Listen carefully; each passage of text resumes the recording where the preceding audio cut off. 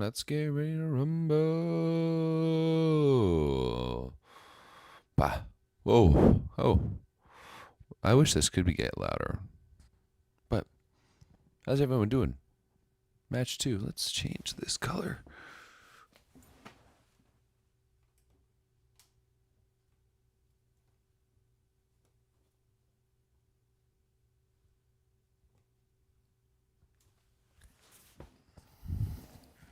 What up, everyone? How we doing? How we feeling here? Match numéro 2 de la journée.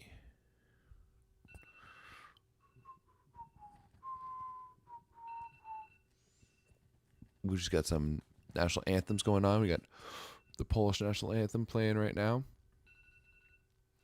Polski, Polski.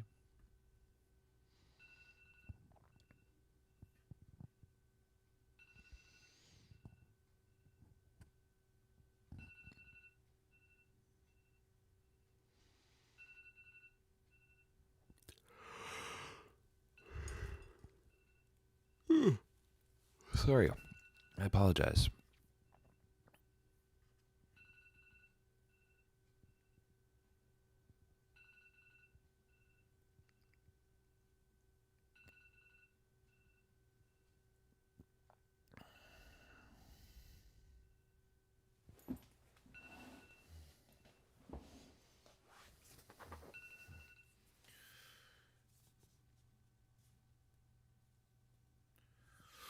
Oof.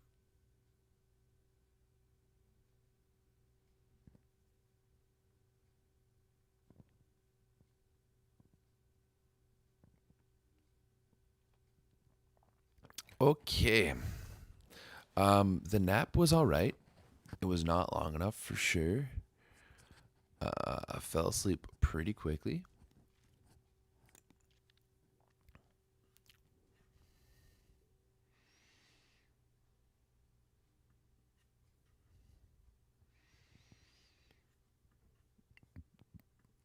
And now we back out here.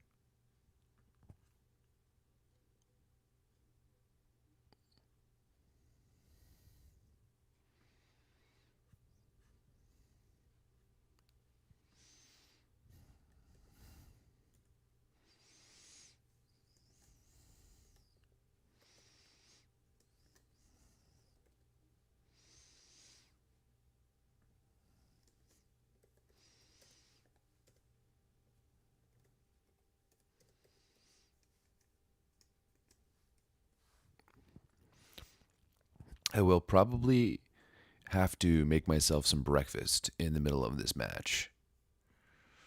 So, I'm just warning y'all at a certain point that will probably happen. Yes, my alarm was going off. Sorry. I have my noise canceling headphones on, so I couldn't hear it. So I apologize if it was going off for a little while. Oopsies.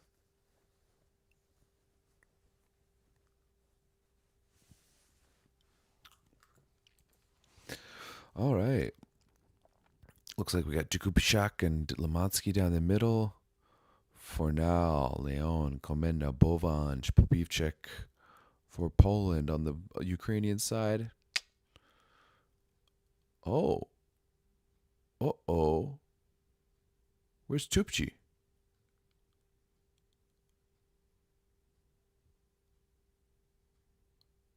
No Tupchi? Am I missing something?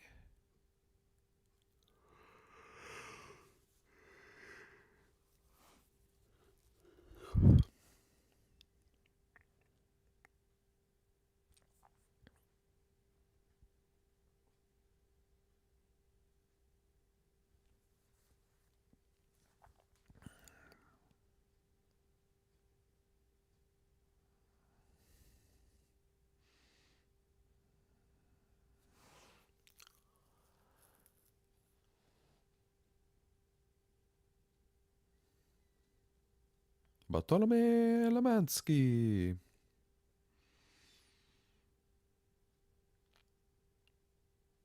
Man, I'll be honest, I have no idea who the Ukrainian oppo now actually is. Like, if it's not Tupchi, who it be?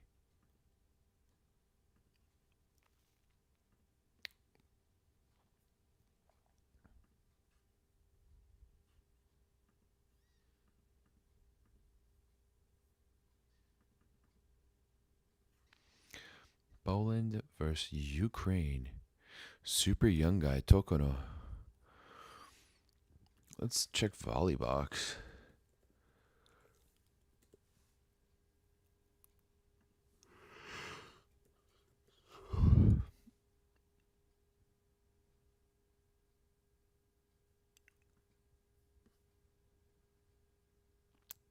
Tonkono.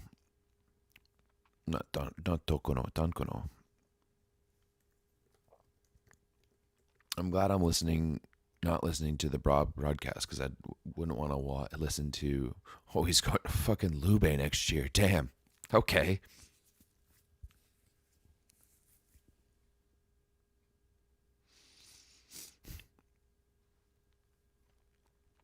I'm not listening to like the commentary, but I have background audio. I have everything else.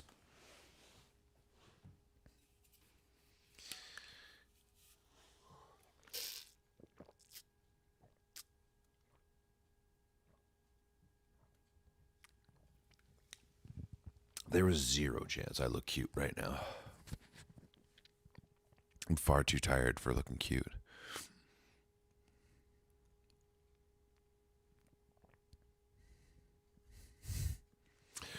All right, we are about to get underway here.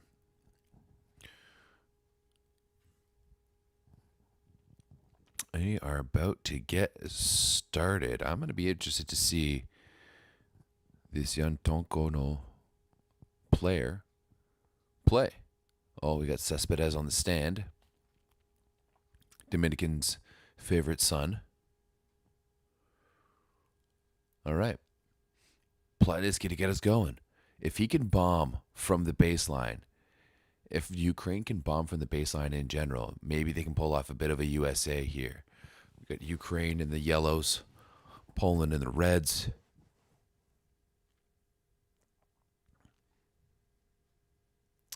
Ukraine had a really good week 2 and then a not so good week 3.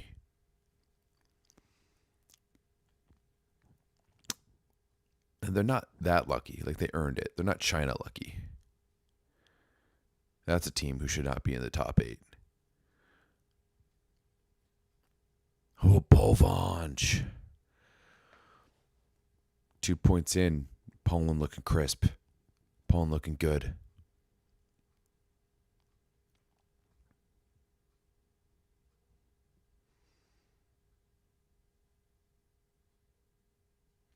Ukraine is the worst team after China. I mean, hard to say that after they are out here in the finals, you know?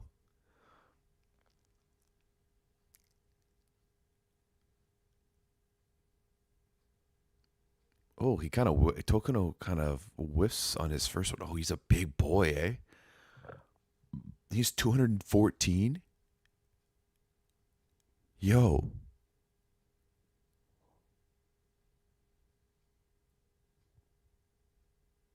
Damn. 214 is something else. That big boy out there. I wonder if they're like looking to start him just to see how he does, and then maybe they'll bring in Tupchi afterwards.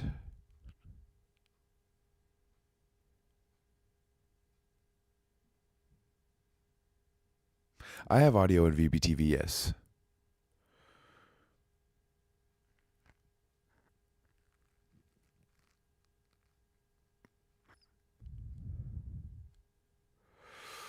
Oof, it has not been a good start here.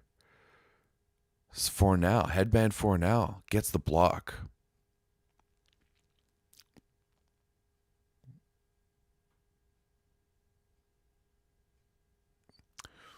Tupchi hasn't been great the past few matches. Okay, so they're going to go with the young kid. Fair enough.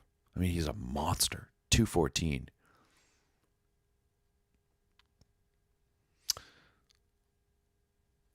it's a good hustle there. Good hustle there. Yeah, there we go.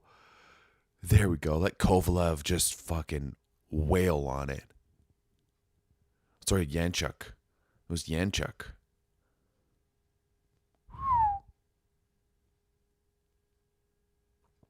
It's a big boy out there, eh?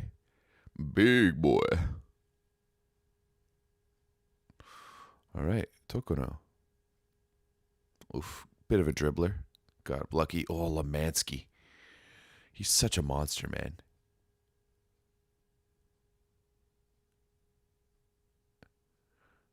Word on the street is Fornell is trying to copy Ran.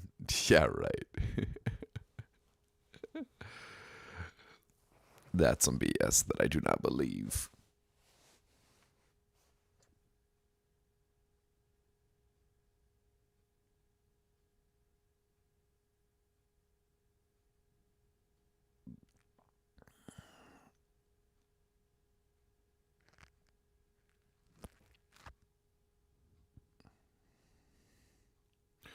Oof.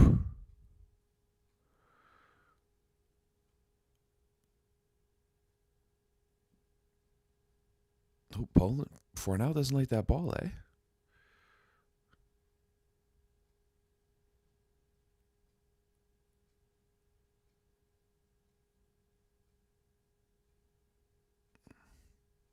Fornell has a vlog?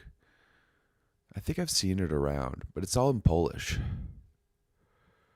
Do you like translate it? Like, do you use like an AI translator? Like, what? How are you watching this, Dev? Link me into this shit.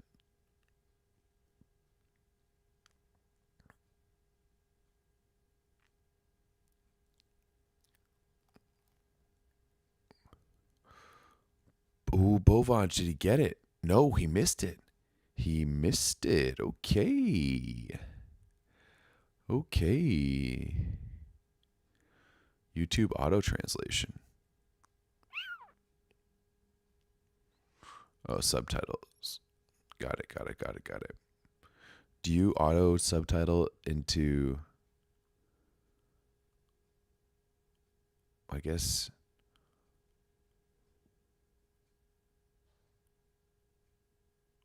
do you auto subtitle it into English?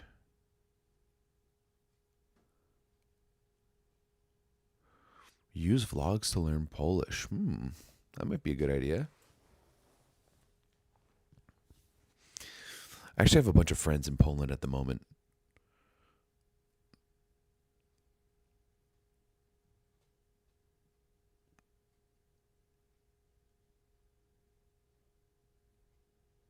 Interesting. No audio on VBTV.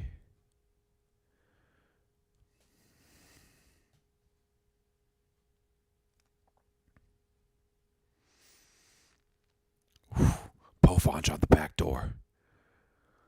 Let's go.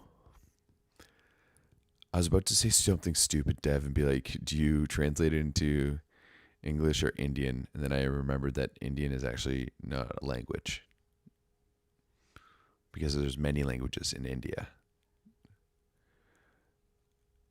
Oh. I mean, really good pickup there by Plotnitsky, but Bovan just puts that away. 9-6.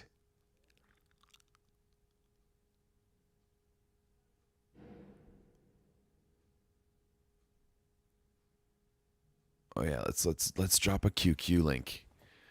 Let's go find a QQ link.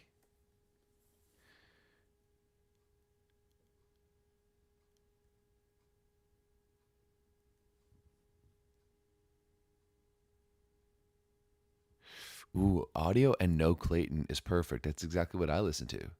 Oh, good pickup there by Papivchek. Really good job. Leon got another chance on that one. 10-6. 10-6.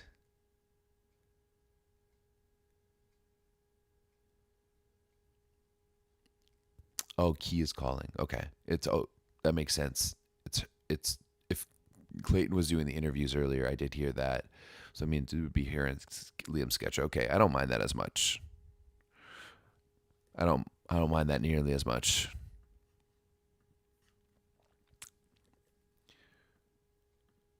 I do like listening to Key, but I like the sound of my own voice more because I am a narcissist.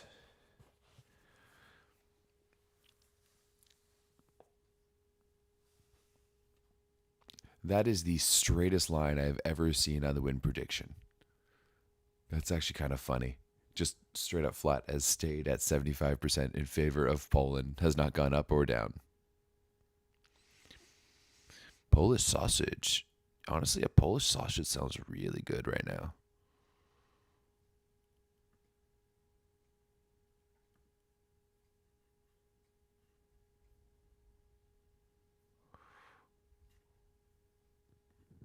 I'd be down to rock a Polish sausage, even like I wouldn't mind a Polish sausage in the morning. Not that much different than breakfast sausage. This Yang Chuck comes flying out of the pipe. That's a beard on that man too, eh?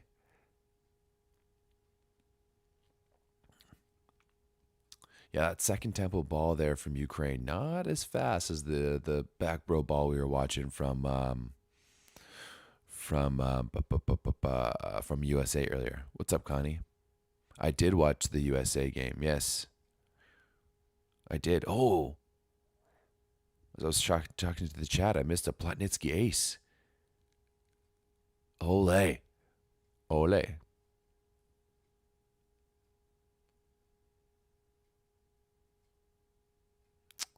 Just on the inside there of Papivchek. See, I think the strategy here for Ukraine is to stay close throughout the majority of the set and make your move at the end. If they can stay within like 2 points, 2 points, maybe even 3, but no more than that, they may have a chance to be able to sneak in at the end. Oh, gonna be hard to do that though if Leon's gonna drop bombs like that. Goodness gracious.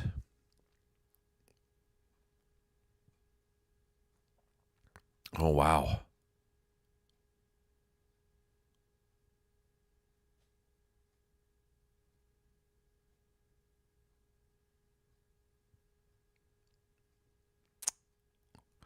One ace and one error. Right. Back and forth.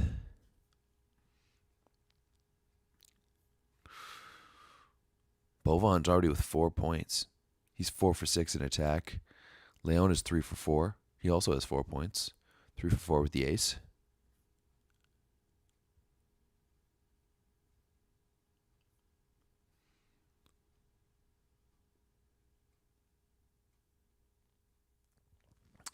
That's because Sidecam is a fraud. Absolute fraud. Just volleyball would be so much better if we watched it from the baseline.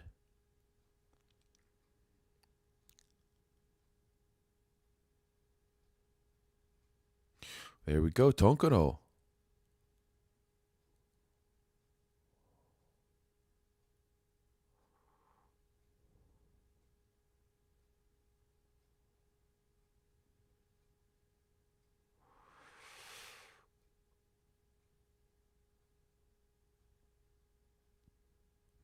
You disagree? Exactly. Name me other than one net sport that films from the side. Do we watch tennis from the side? Badminton? Squash? When a pitcher is pitching in baseball, do you watch that from the side? That's a gross run to the pipe.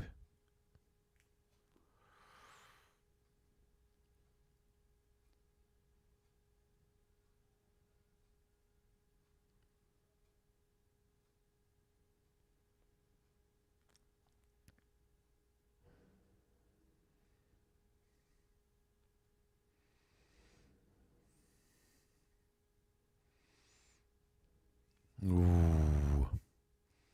But there's no movement. All the movement in the ball happens in the set. Otherwise, you're just watching ping pong, right? You're just watching pong back and forth.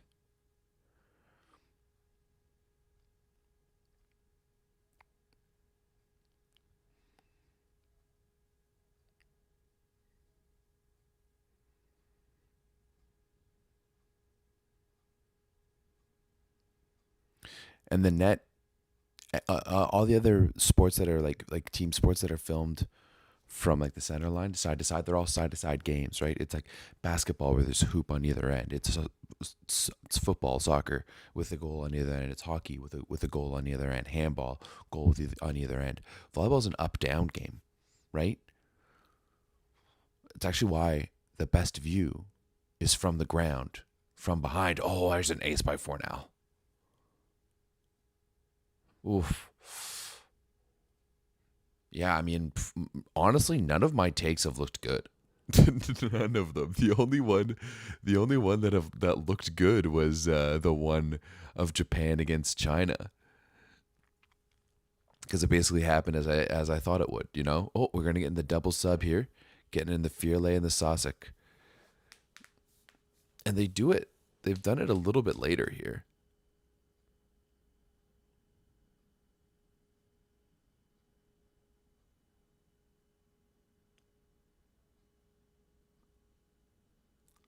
A lot of second time, like second tempo. Oof.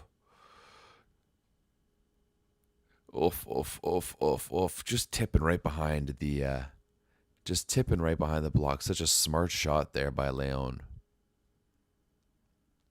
And I mean, he's not even trying to hide that tip. Ukraine, not that fast on defense.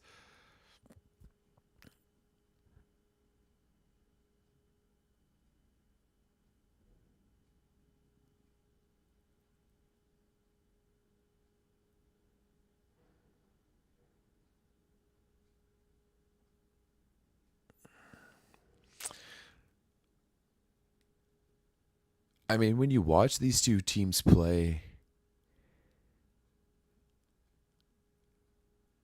I guess that was week one.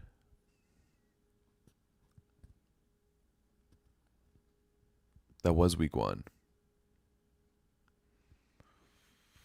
I don't know. Ukraine, this isn't, it's still early. It's still early. Ukraine is a very proud nation with proud people.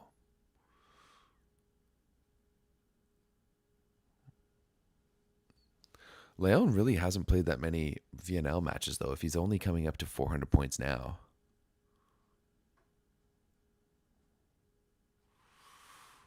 This camera is like, his angle is kind of useless.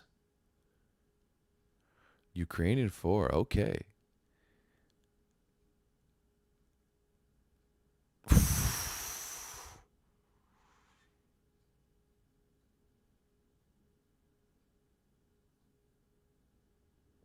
Setting has been a problem. Yes, I agree.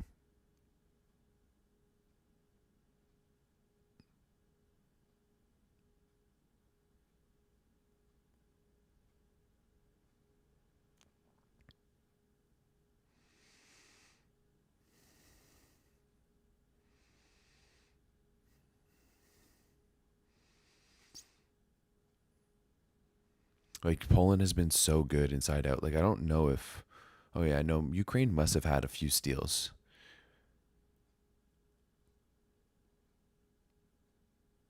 Sasek missing it high, missing it long.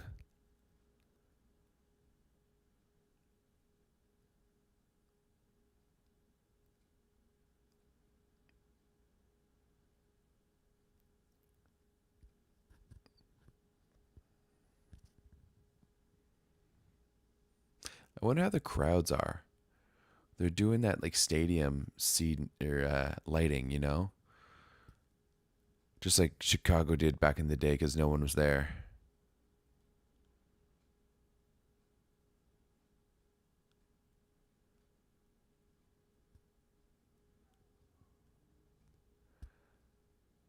No, no, no. I don't want I don't want Poland to lose here. That's not what I'm saying. I just want a good game. So far, this has been a little subpar. I mean, I feel like the women's quarterfinals were way more interesting than this. Oh, Fornal with a dig. He was fist pumping on himself, even though the play is still going. Fornal becoming the new Angapeth confirmed. Oh, back row.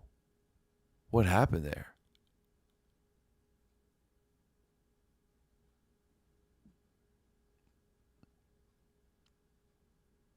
Oh, a foot dig, baby. Oh, yeah. It is back row. That is back row. Just barely touched over there.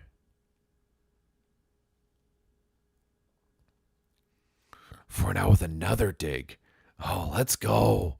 Let's go, Fornal. And then Leon just drops a bomb cross court for his 400th point.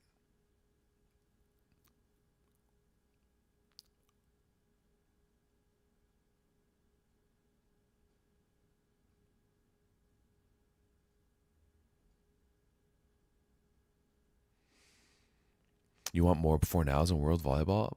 I don't disagree that's a bad thing. I don't disagree with that at all.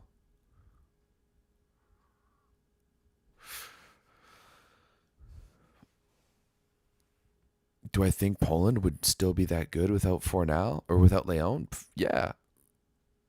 You take out Leon, you put in Semeniuk. Or you can go Schlifka. Or you can go like a number of guys. Oh, that's real close. That's real close. It's clean though. But it's real close.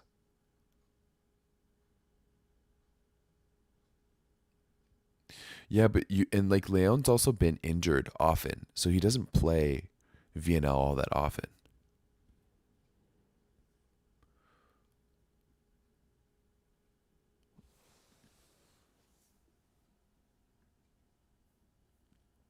They always choke at the Olympics. I mean, hard to say they always choke at the Olympics. Sosic. Oof, man. I won't lie. I wouldn't mind.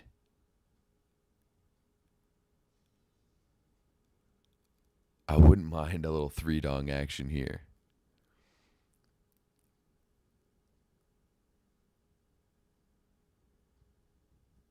Irvin isn't a choker though.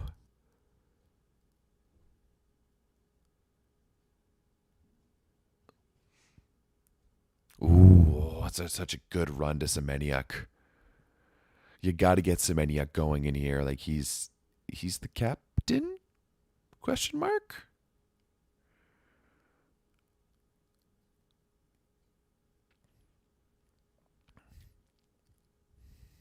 Yeah, he is the captain. How do we feel about these Brazilian jerseys?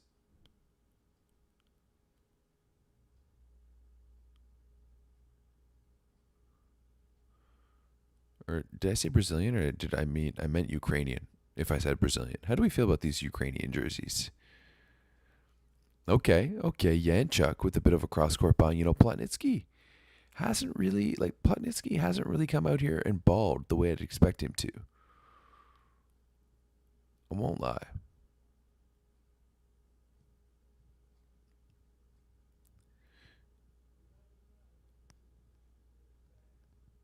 Yeah, I know Ukraine is blue and yellow. This is their colors.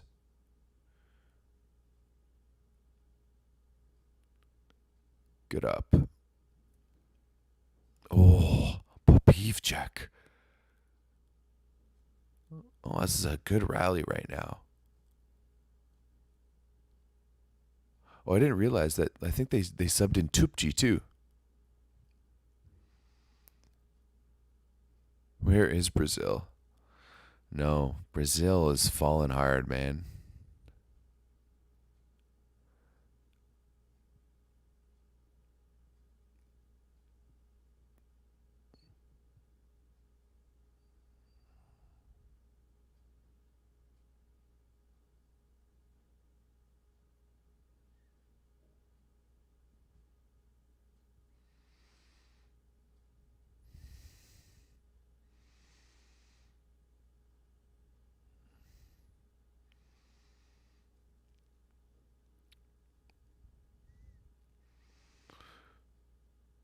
Yeah, I think they need Tupchi for sure. Tupchi's having a Tupchi out there I think is important. He's just so experienced and like Tupchi can just show up in big moments. Like he's a bit of an up and down player, But when he's on, he's really hard to stop.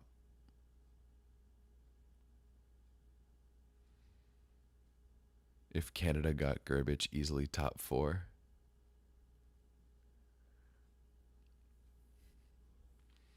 Oh yeah, that touched going through.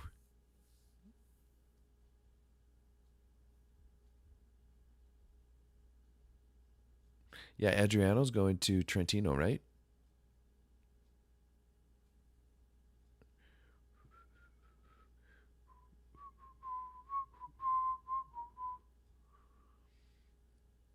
Plotnitsky needs a bro. A bra? Why does Plotnitsky need a bra?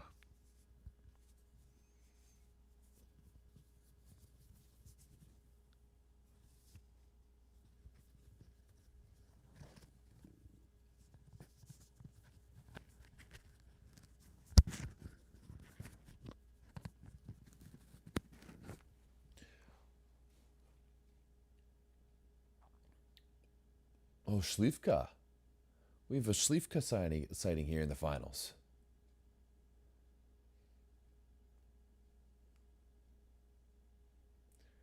Oh, another block there. Ukraine's starting to get pumped up.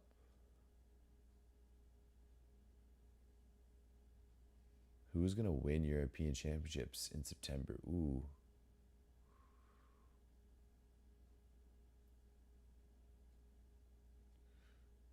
Right now, I'd probably say Poland. It's been a while since they've won anything.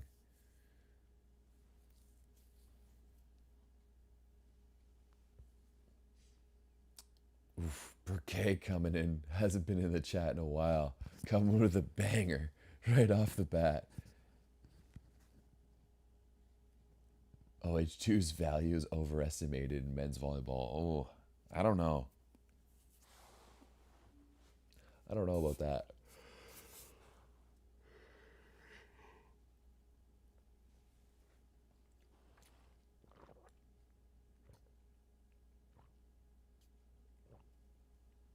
I don't know. With Yangchuk banging balls like that, I don't know if you can really say that OH2 value is not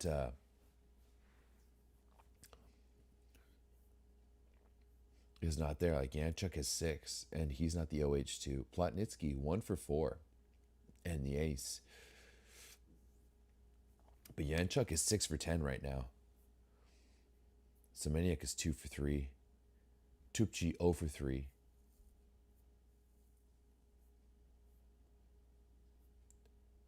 Tunkono is 2 for 4, so who knows if that sub. Oh no, footfall. Oh, that's a dagger. That's an absolute dagger.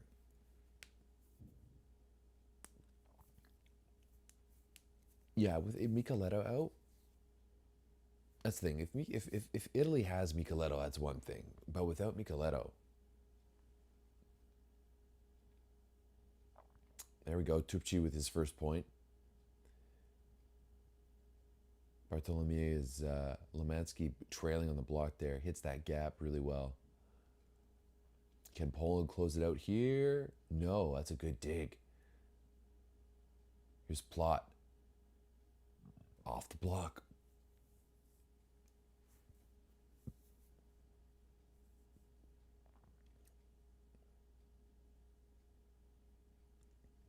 Yeah, Slivka did choose, or sorry, Gerbich did choose Slivka over Semeniuk.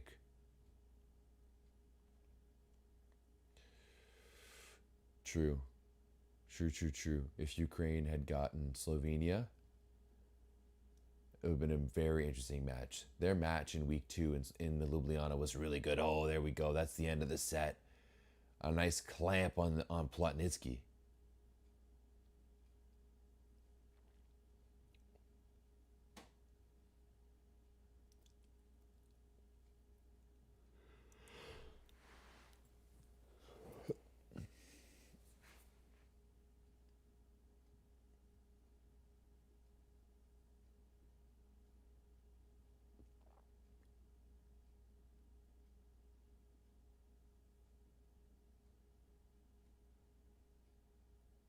Yeah, it was a pretty easy set.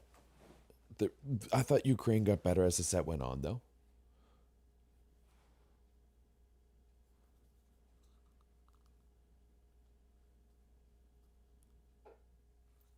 So,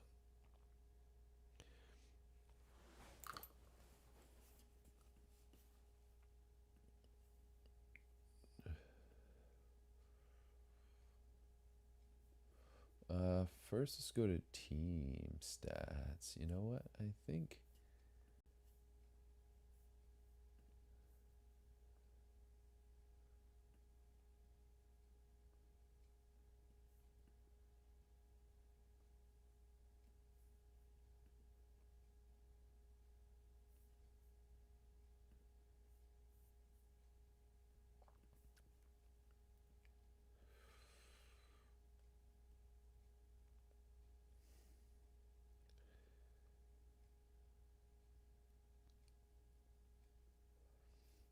Ole hasn't been able to carry the team to win right now. Poland's even made more errors than Ukraine and still pretty much dominated that first set in every single category.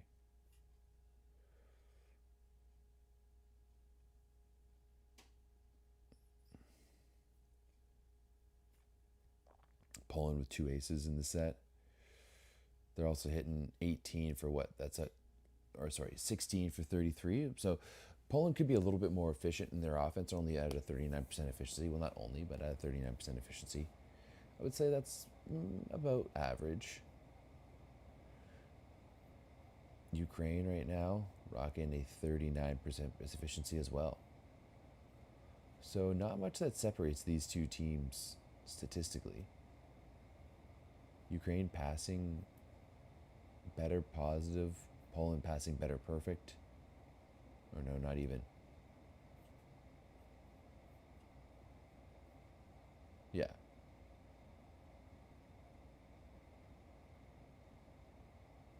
Yeah, I don't think we can count out Japan, but I do think, whoa, Jakubicek's shoes are crazy.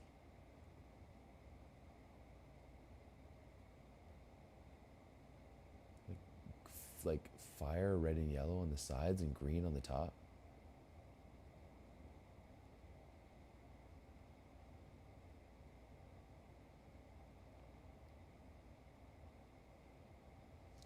No, Ole, I agree. Ole is not a win on your own player, but that's like this Ukrainian team doesn't just win with Ole. Like they have, you've got Tupchi, you've got Yanchuk or Kovalev, whoever's going to be playing in that P2 position. You got Semeniuk in the middle. Oh, sorry, excuse me. Like you have different options.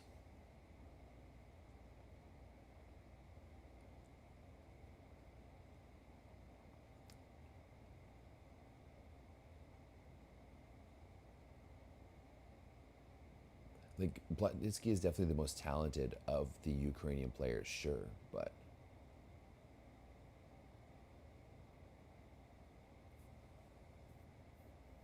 I wouldn't necessarily say there's like 10 other Oles in Poland.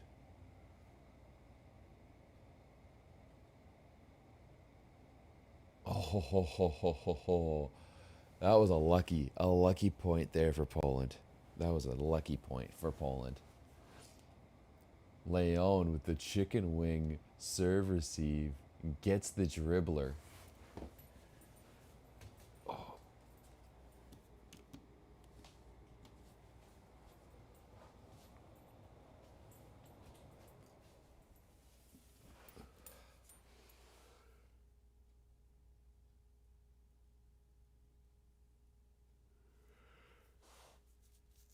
Ooh, sorry, I keep yawning. Tired as fuck. Top volleyball official. I actually agree with you. Poland is or like Plotnitsky is elite.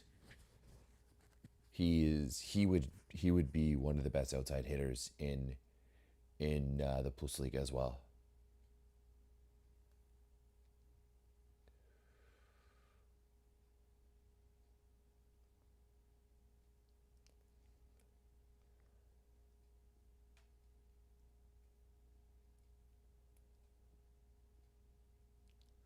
Okay, I agree with that. I agree with that.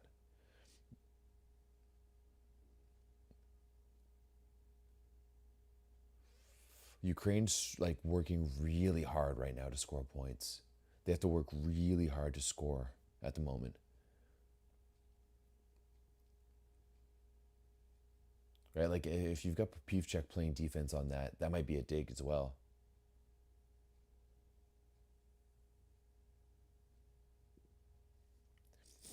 When it comes to Brazil, like I still remember when I was at the Pan Am Cup back in 2022, and it was the finals. I was getting myself a beer, and I was chatting with like a staff member, and it was like the Brazilian junior team. They had like Arthur and Lucas Bergman. I'm pretty sure Adriano was on that team too. Um, and they had not won any matches, and it was their junior team, but still, like they had lost to bad teams as well too. And I remember him telling me, basically like alluding to the fact that Brazil was a little worried.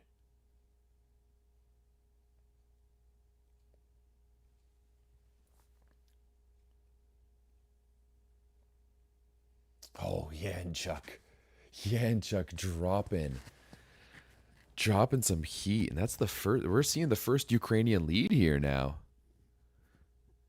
Where's all my Ukrainian doubters out there? Where's all the Ukrainian doubters?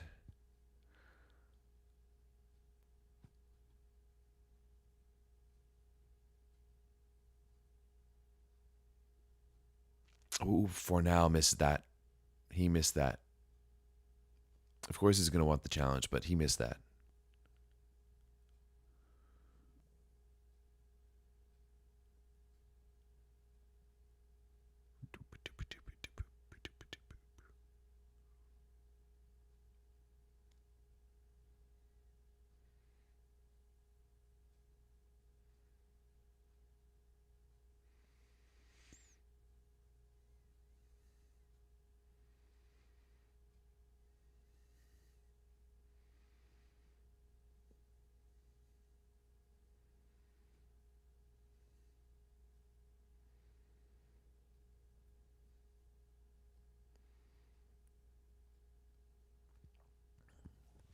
I mean, Briquet, on that, I think that there's two mindsets.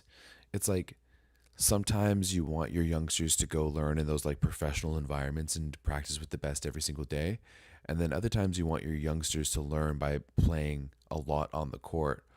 Oh, for now, getting caught on the two-hand attack.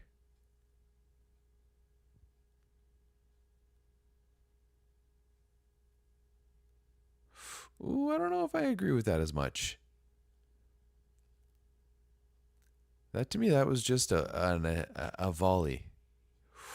Ooh, what a big serve. Papivchek chases it all the way down, but Ukraine with a 7-4 lead here. Can they make it 8? No, Plotnitsky gets blocked. Komenda. Marcin Komenda. So I saw someone actually commented in the chat and they were saying you didn't know anything about this setter. But yes, Janusz did have to basically retire from international volleyball because of medical issues. So Marcin Komenda, this is his second year as the starting setter for Poland. He's also been setting for Lublin as well too. Bovanj. Oh man, that sucks. Like Ukraine had the ball there to go up 8-4 and now it's 7-6.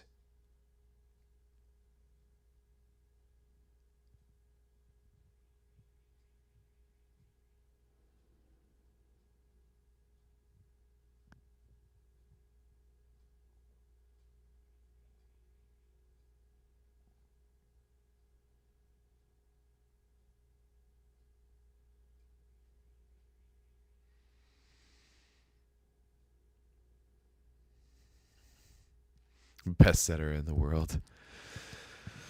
Gregor Lomach. Where is Gregor Lomach? Play on. Gross.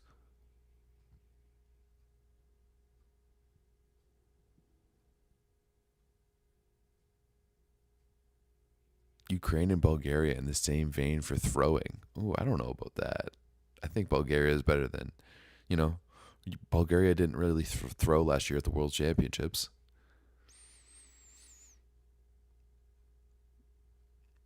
Yeah, that's it. You just got to go to Semeniuk there. Or sorry, it wasn't Semeniuk. It was the other guy. I always forget his name. Where's Kurek? He's old. Skurov. Skurov. Kurek's just old.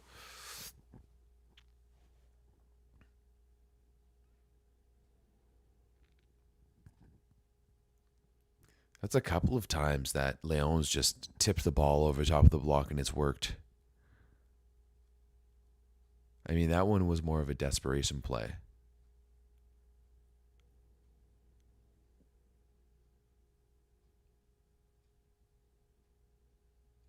I'm not saying Vomac isn't a really good setter.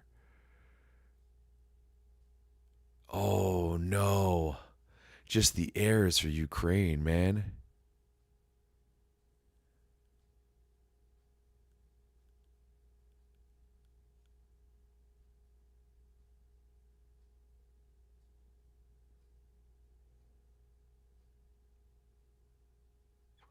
Burkai, no respect to Matt Anderson. No respect to Matt Anderson as a ball at all. Just keeping him out of that equation, right? Because you don't believe OH2s are good. They're not anything special. That's just a really good set there by the Ukrainian setter, all the way out to the pin.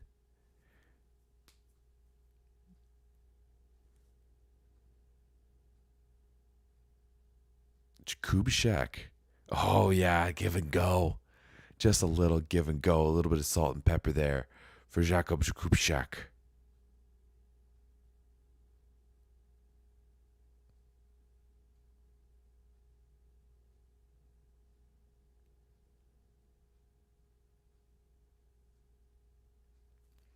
I'm also curious of how much Matisse Heno we're going to see.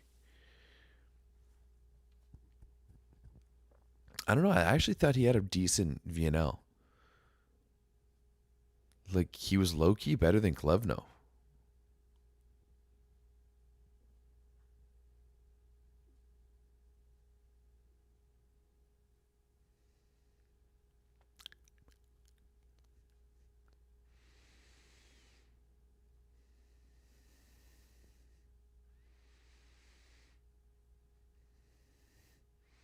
Okurek's wife has a channel. She does vlogs in Japan. That's sick.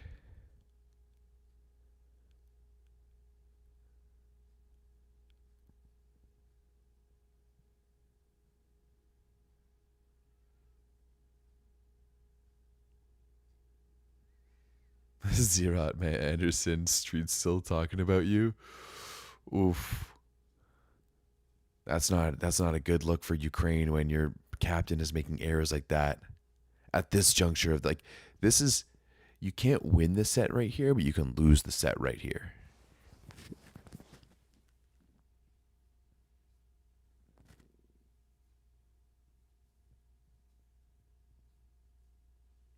I do think Matisse could be that guy though. Like Matisse is a dog in attack, he's a dog in serve receive. You just gotta figure out a little bit more on defense. But defense is such a difficult thing to learn. Yeah, these Ukrainian errors at bad times is really just stifling any of their momentum. Oh, good day, good play. Plotnitsky, let's go. Let's go.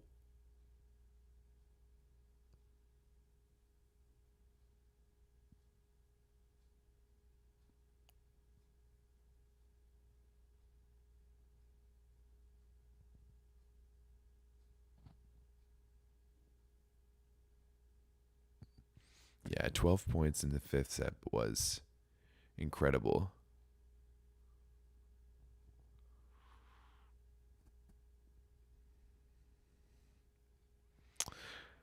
Yeah, I mean, I guess France does need Gurbenikov back. I don't disagree with that.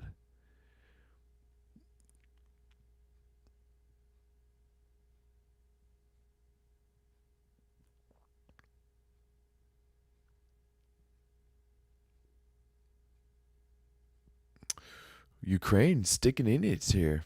They're sticking with it. Can they just, if they could just clean up those errors? That's the only thing. If they could just clean up those errors.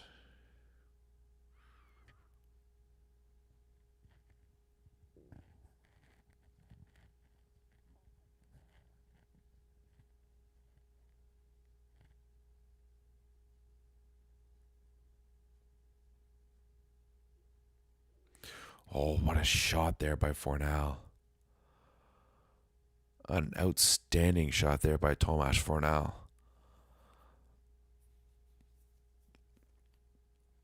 With the finger guns jokes. That was a terrible shot. That was a terrible shot.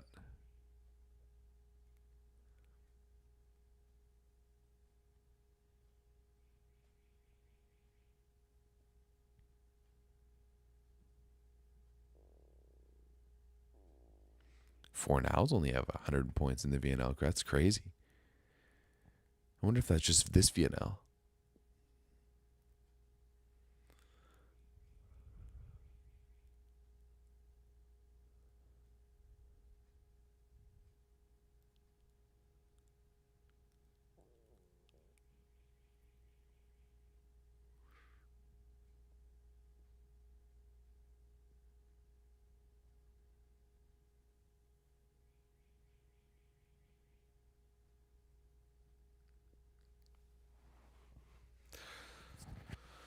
Okay.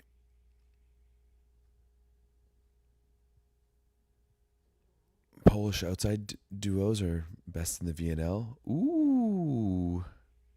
A little two-hand dump there. I like that. I like that a lot. That's a good play. Cynthia.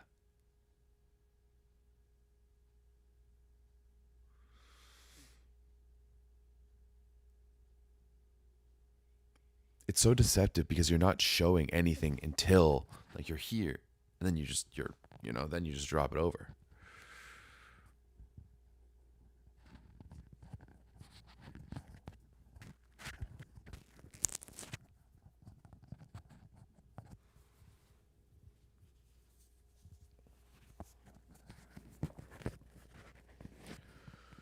Tupchi. Oh, he's dug. Oh, good hustle there by Popivchek. Great hustle by Popivchek. Gets there fast, gets stopped, delivers a good set. That's an underrated play there by Jakub Popivchek.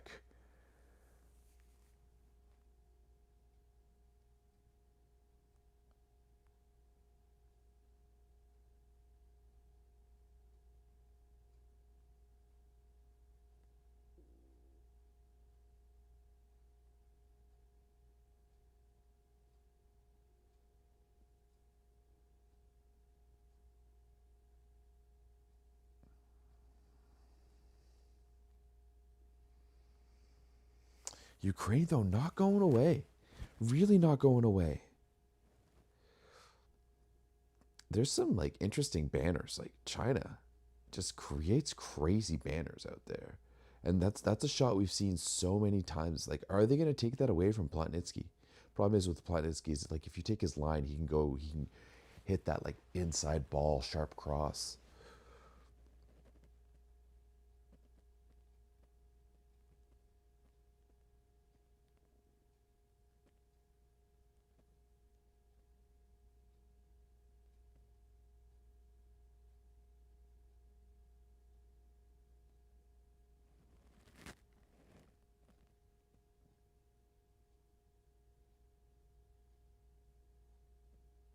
Yeah, no, I agree. You can't make a broadcast like this without a director.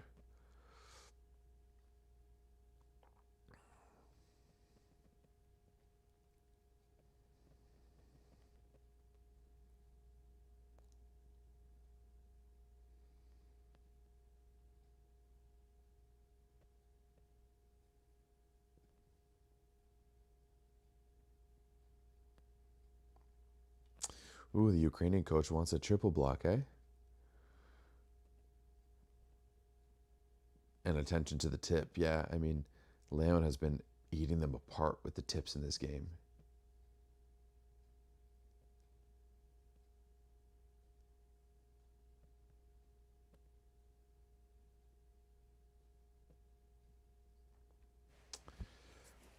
Oh, guys, I am struggling to stay awake here. This hasn't been the most exciting of matches.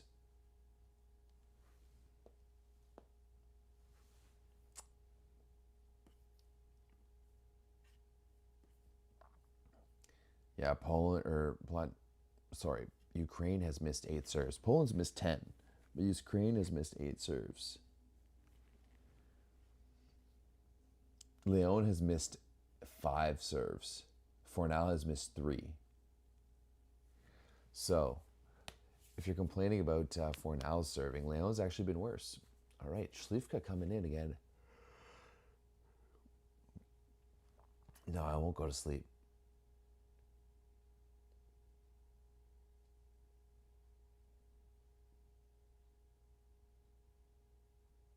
Okay, another lead here for Ukraine off the Tupchi swing.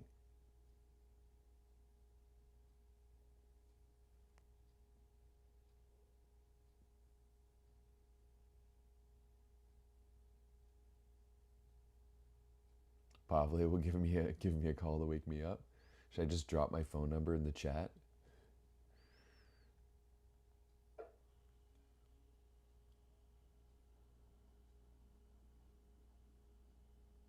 Kissy Luke. Kissy Luke. Kissy Luke.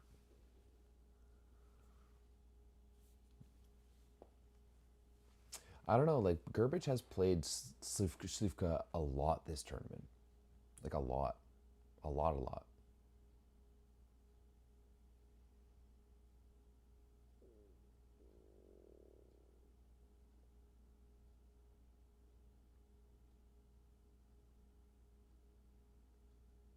Oh, okay. Ukraine sticking with it. Sticking with it here. Yeah, Livia's just looks broken still.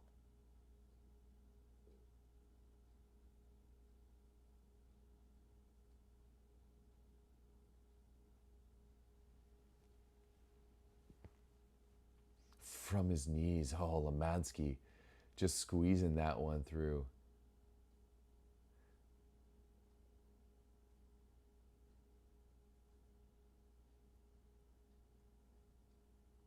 It's too bad because Ukraine's block is right there.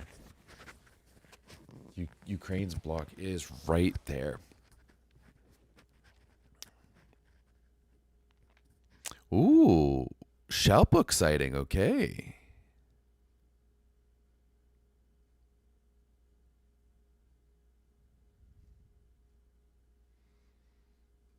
Oh, Shalpuk ace. What a way to come in. What a way to come in. Come in and drop an ace immediately.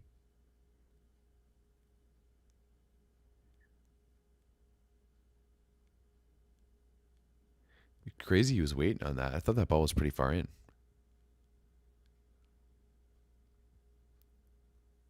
Oh, can he pick it up on defense? Yes, he can. Good dig there by Shalpuk. Now Schlifka. Oh, he was... Oh, on the 2 ball. Yanchuk misses it. Oh, no, he gets it. He gets it. Oh, man.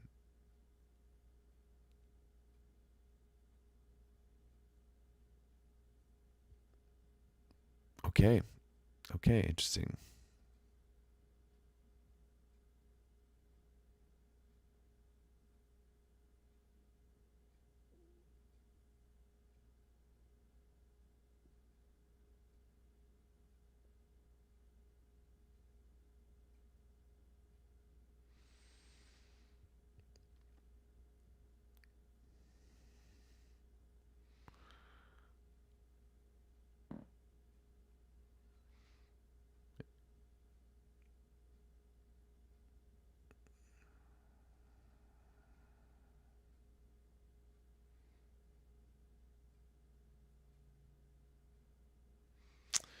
Okay, interesting there. Interesting there from Gerbich. Basically pointing out that they're not using Tucci at all in first ball side out.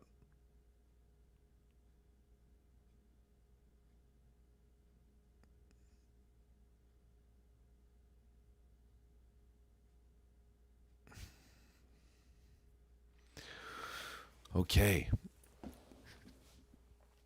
Can Ukraine make this interesting and take set 2? I mean, I thought Italy looked like they were going to make it interesting in the third set.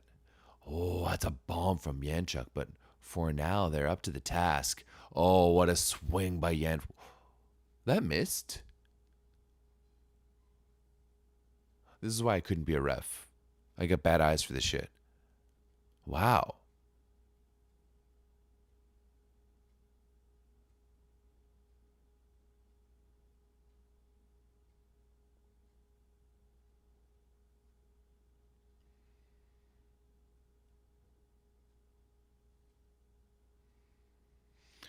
Oh, Yanchuk ace.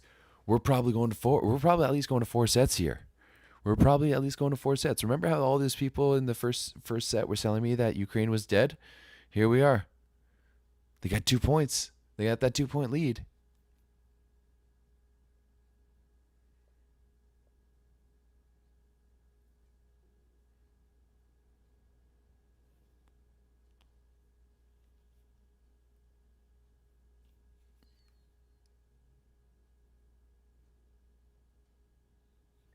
Let's try to set the ball close to the net.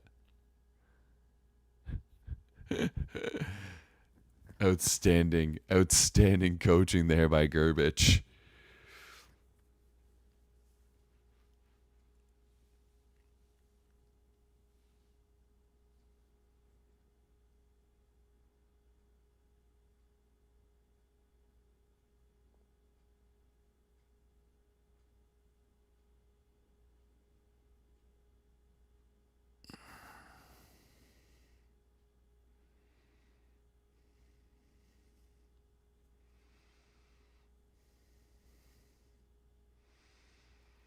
Oh, Plot gets shut down. Honestly, it's too bad he wasn't able to convert that. Plotnitsky has not had a great game. Like, if Plotnitsky was out there balling, this game would be a lot different. But he's only got 6 points. He's 5 for 12 in attack with a 16% efficiency. Yeah, he's been blocked 3 times. 75% of Poland's blocks have been on Plotnitsky. Yeah, good. You got to call that timeout here.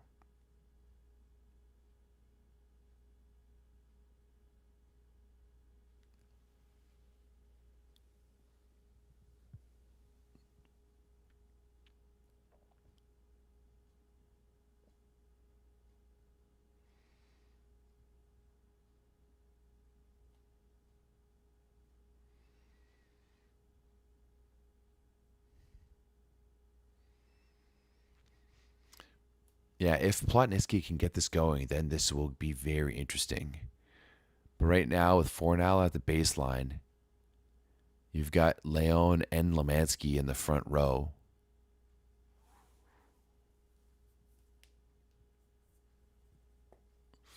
Can Poland bring this back? Oh, that's a good serve. That's a good serve. Plotnitsky out of system. Does he miss it? No. It's on that back line. That's a big swing. That is a big swing from a guy who hasn't been swinging great. Just barely puts it in.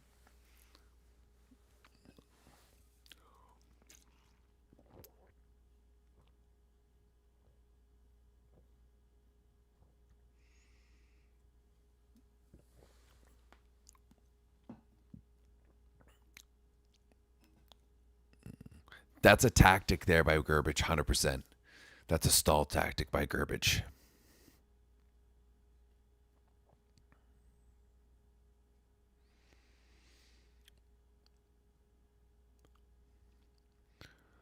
Oh, Leon gets blocked. We're all tied up, baby. We are all tied up.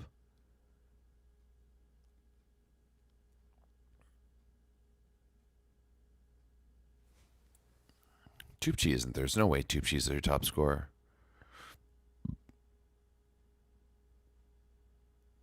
No, Yanchuk is their top scorer. He has 10. That's big. That is big. Shout out to all my Ukrainian non-believers from earlier. Where you at? Oh, Tonkano, I didn't even. He was in just for blocking there. Makes sense.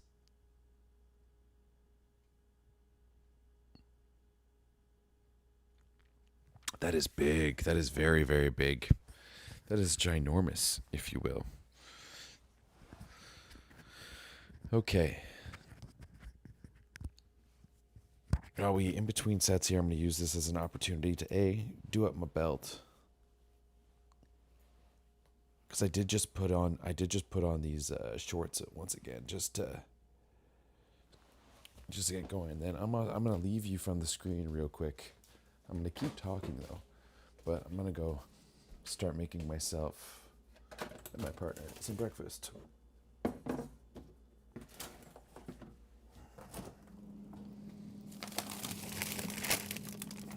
Time for a little breakfast burrito action.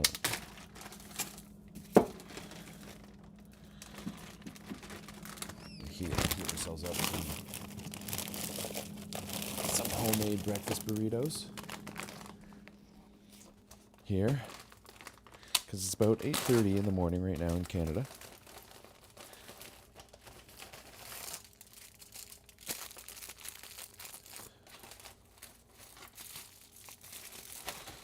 Oh no, Clayton in my ears. That's always a disaster. It's something I hear in my nightmares.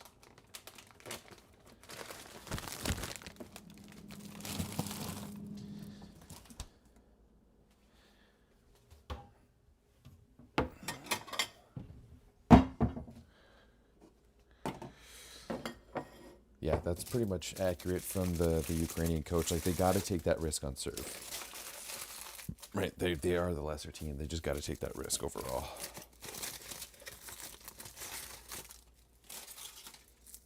Ooh.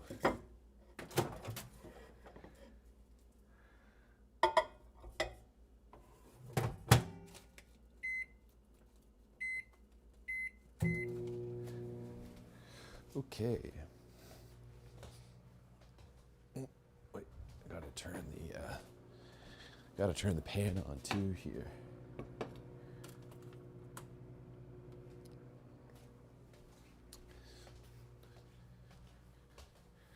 Alrighty.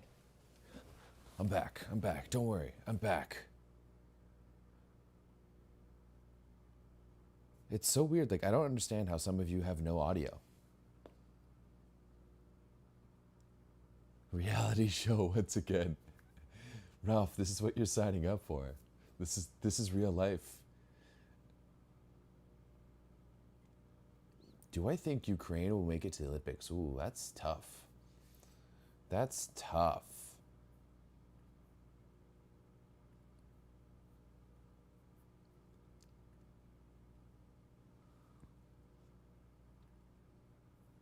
Let's see. Ukraine is currently in 11th. You're definitely going to have to be in the top 10 to be able to make the Olympics. They're definitely going to have to be in the top 10 to make the Olympics.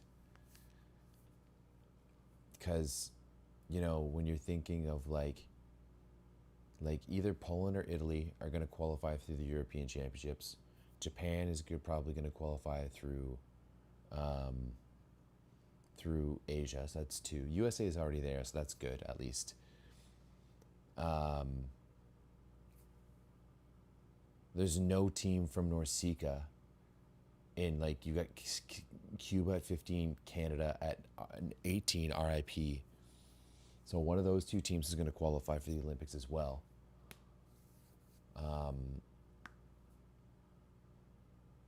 Yeah, it'll be interesting. I think, like, it's going to be difficult because, like, it's like the next 3 teams from the World Championships. So let's assume Russia's going to be there. It'll probably be like either Poland or Italy, whichever one doesn't win. Russia, and maybe like Slovenia or a France or a Bulgaria. Oh, sorry, Brazil's also going to qualify directly through to. Okay, I'm gonna real quick here. Oh, actually, no. After this point, I'll go make myself Keep making the burritos. Oh, Plot with a bomb. Plotnitsky with a bomb to open things up. See, there's a lot of belief on that Ukrainian side right now. There was a lot of belief on that Ukrainian side. They started with Tupchi, which I think is the right call.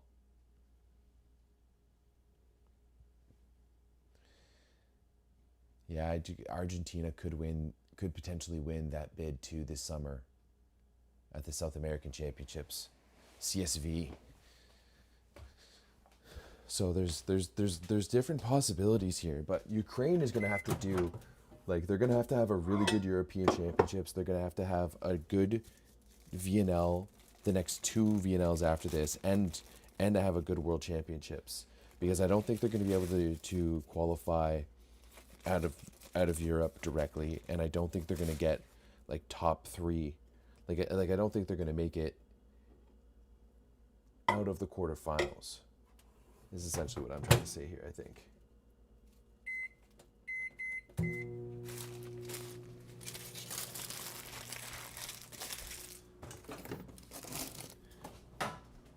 But we'll see. It'll be difficult. Like, there's a bunch of teams in Europe that are pretty similar, with like Bulgaria and Slovenia and Ukraine, and maybe even Turkey is in there once FA comes back. Oh, I hope Popivchek is okay there. Oh, Fornal just wrapped him. Oh, I could do that. For breakfast is breakfast burritos that we home make. So like the other night we cook up some eggs and some like pork sausage, and then I do like a mixture of like onions and peppers and zucchini and mushrooms, and then some black beans as well too, and I cook those up. And then we have them all, and I just spoon it into individual wraps, wrap them up, put them in the freezer. So everything's already cooked, and they're in the freezer. All you got to do is, like, I heat them in the microwave, and then fry them up a little bit on a pan. Oh, Lemansky, all over Semeniuk there, all over Semeniuk.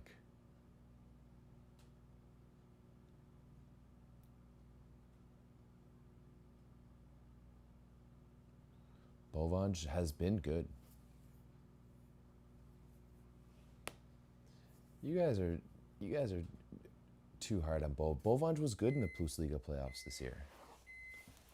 He was good in the Plus Liga playoffs. Let's be nice to Bovanj.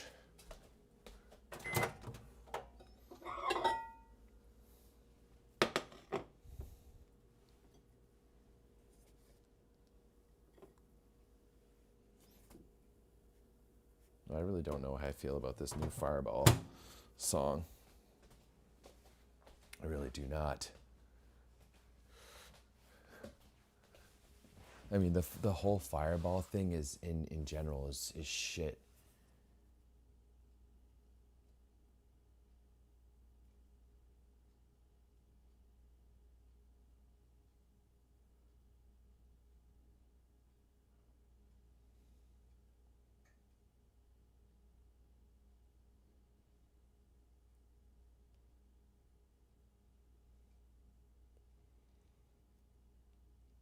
Oh, oh no, Semeniuk. Like, Semeniuk has just not been good in attack here for Ukraine. He really hasn't, and it's really too bad. Like, if he could get going in his attack, yeah, he's 3 for 8 with a 0 efficiency. He's made 2 errors.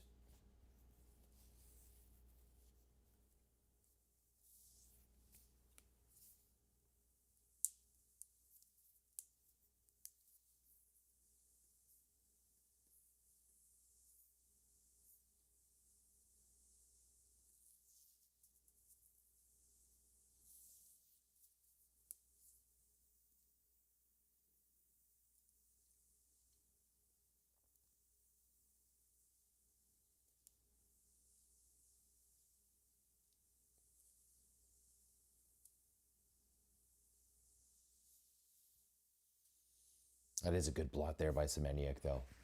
He has been good in his block, at the very least.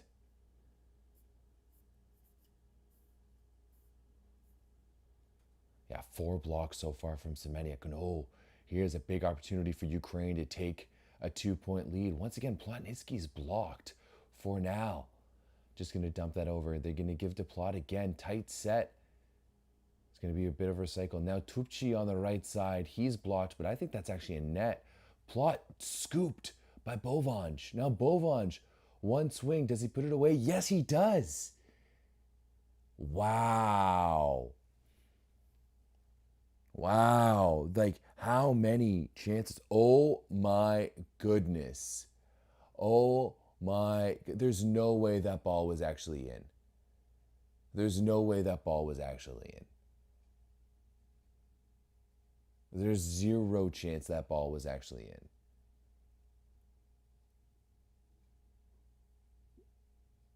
Oh, is. Oh no, okay. Yeah, they're not. The Ukrainian coach not happy with that for clear reasons. That's a tight set. That's a tight set.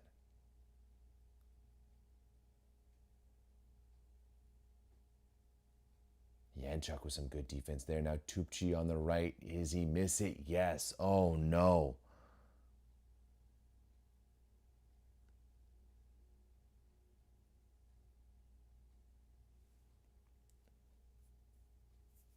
Challenge right now for Ukraine, but things are like they had this. I wasn't gonna say they had this in the bag, but they were there and they've just kind of giving it away.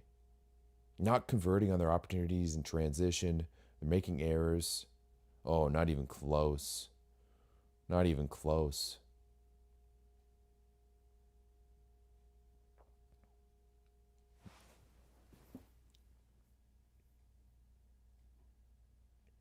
Yeah, the Ukrainian setter not out there performing at his best, let's say. Puppy hook. There we go, Platnitsky. There we go.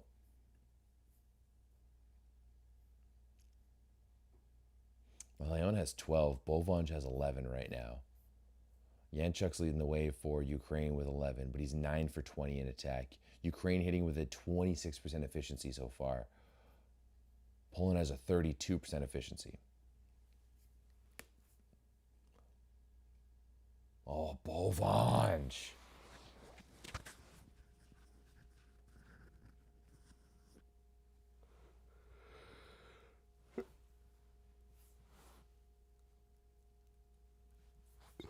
Just giving him so much line to swing at.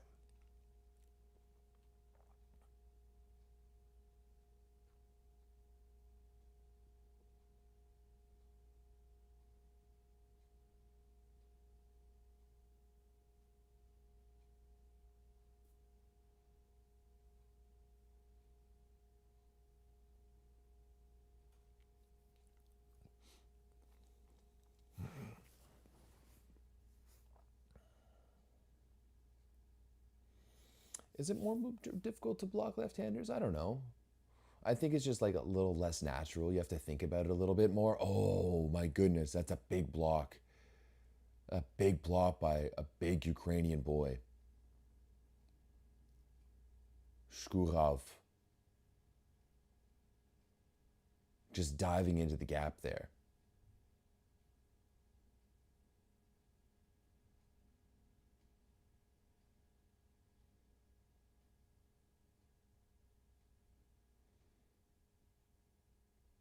What do you mean they don't use swing blocks?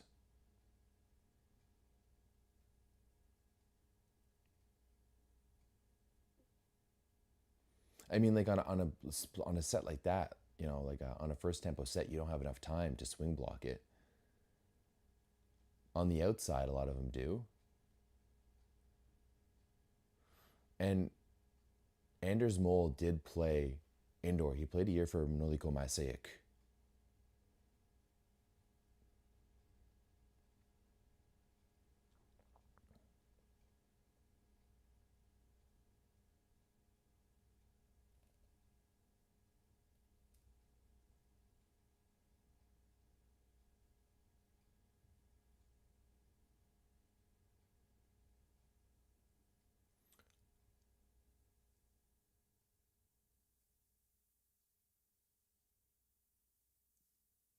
What did we just see? What did we just see? Give us a replay on that. Give us a replay on that. Someone in the Discord needs to clip that. Someone needs to clip that.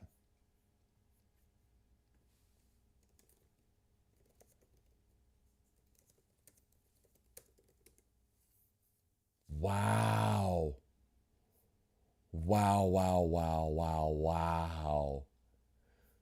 Goodness gracious. That is insanity. Oh my goodness. I'm still not over it.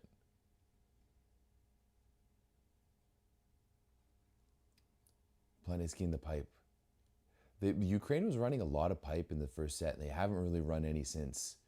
Oh, Bovanj getting the touch. Getting the touch.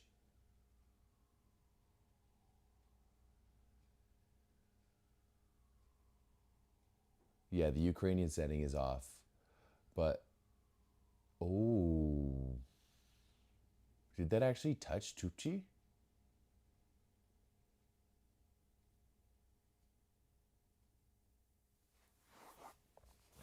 Okay, timeout. Time for me to flip a burrito.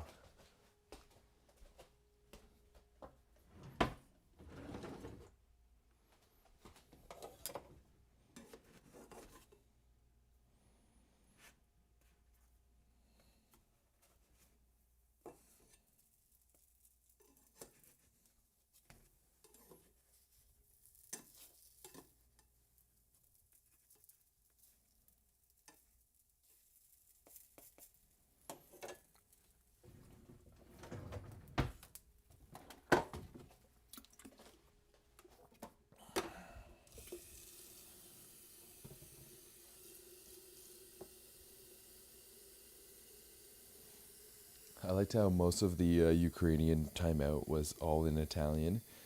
And then the coach goes, "Jump into the court, please."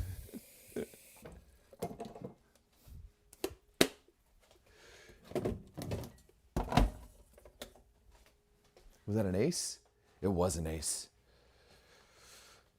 That's a big play. That is a big play.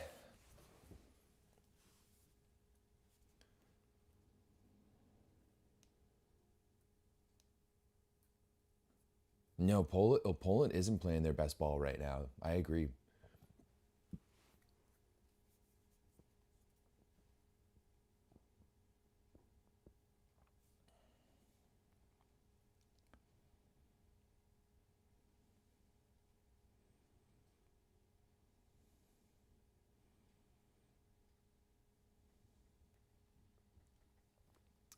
Both of these teams are kind of underperforming right now.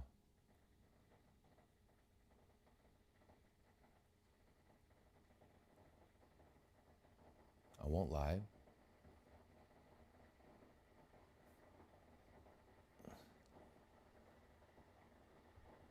Oh, there we go. Shkurov. I mean, Ukraine hasn't really been great out of the pipe. Or out of the middle, I mean. Shkurov's a big boy, though. He's a monster, eh?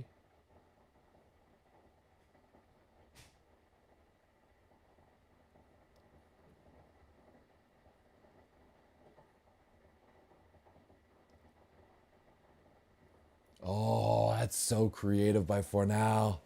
That's so creative.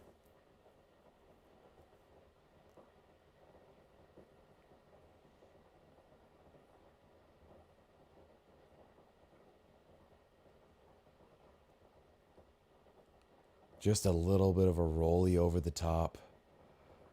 Looks like Tupchi's not too happy with that, but not much he can do about it. There we go, Semeniuk. There we go.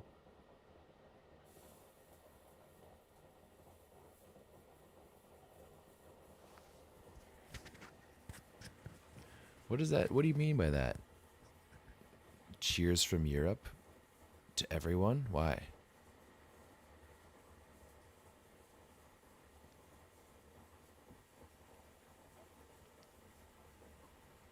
Okay, there we go. Ukraine doing a really good job.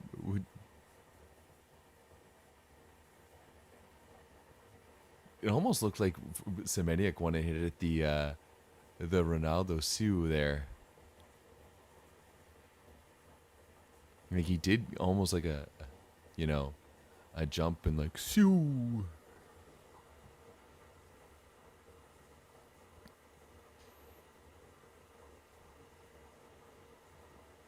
I think this chat is actually mostly European right now.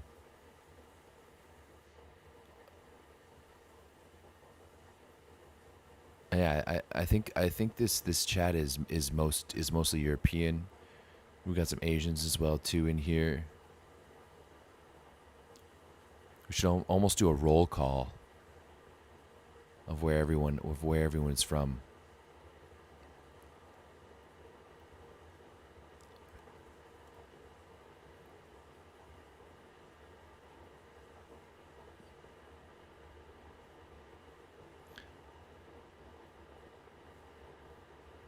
Yeah, I think everyone outside of Poland wants Ukraine to win this game. The underdog story is good. Is real good.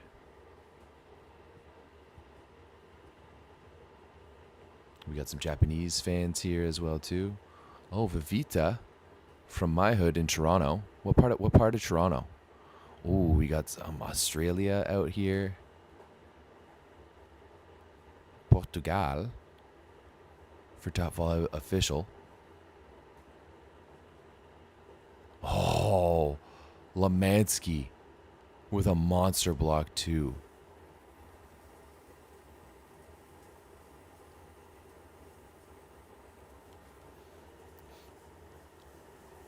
And Poland has really been in control of this third set. Very much been in control of this third set.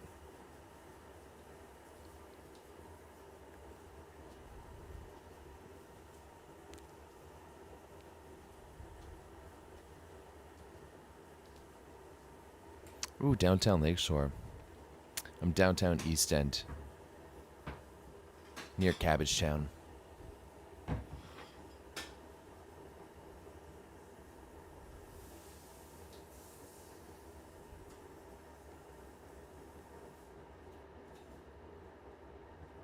Ooh, we got Dominican Republic here too.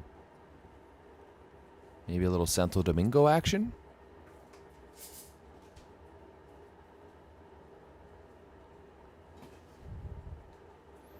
I have to say, the chat has been very active today. I do appreciate that. It's always fun when there's an active chat out there. Well, Vivita, let's just say that I live in the not nice part of Cabbagetown. Closer to Jarvis Street.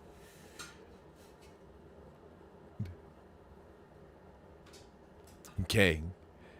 Can Fornell close it out here? Oh, a bit of a dribbler. Semeniuk. You know, like this middle play is in set number 3 is new here for Ukraine. It's not something we really saw for them.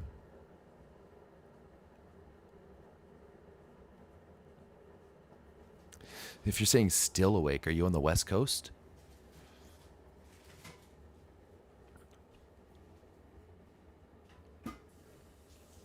Serial jolt. Because it's like 9 a.m. It's 9 a.m. here in Toronto, which is East Coast. East Coast, USA. Oh, overpass by Popivchek. This is a good chance here. Oh, Tonkano. What was that Semeniuk running after that ball like that? Yeah.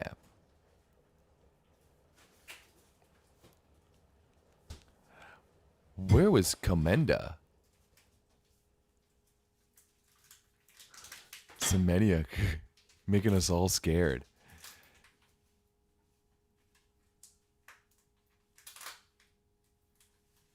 Oh, a dig by Leon. Oh, plot. Semeniuk, the big man, making plays on defense.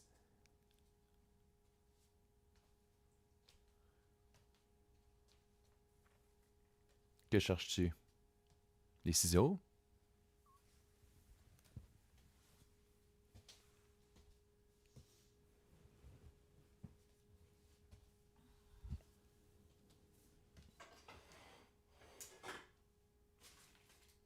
So much middle run. I follow. No, you follow the line to the side. The ball to the sideline. That's a much better set. It's Ukrainian has had a setter sub, eh?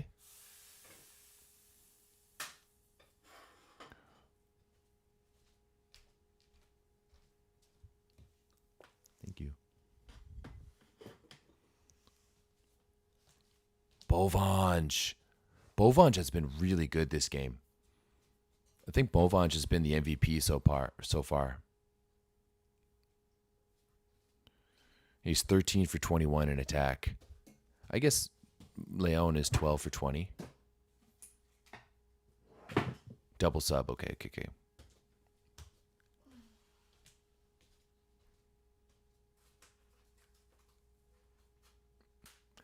Ukraine sticking around here.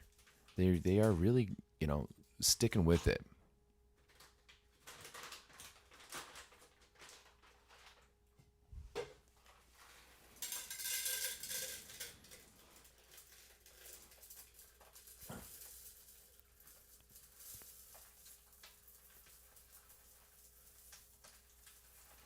Double subs, yeah. Already reversed. I saw that. Plot. Oh. You would have really liked to see Plotnitsky go on a bit of a, at least put some pressure on them at the very, very end.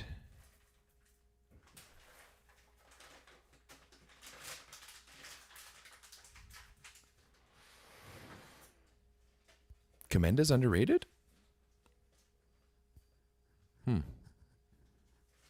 In this game or in general?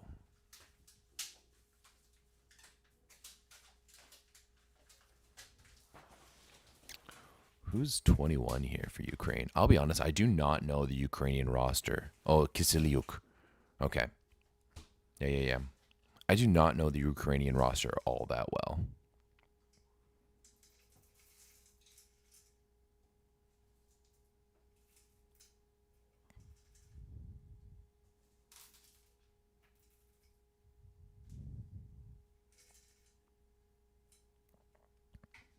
I almost think they could go back to Shkitkov, the other Ukrainian setter, like 15. Go back to 15. Yeah, I think Comenda's actually did a pretty good job. I think he has done a pretty good job setting the right guys at the right moments. The team's hitting at a 32%. Comenda is a good blocker. Especially for a smaller guy, he is a pretty good blocker.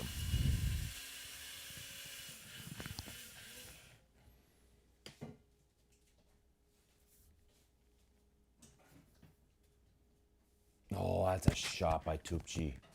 That's a great shot by Tupci. Now he's going back to the baseline. Tupci is a guy who can tear the synthetic off the ball. He is an ace threat for sure.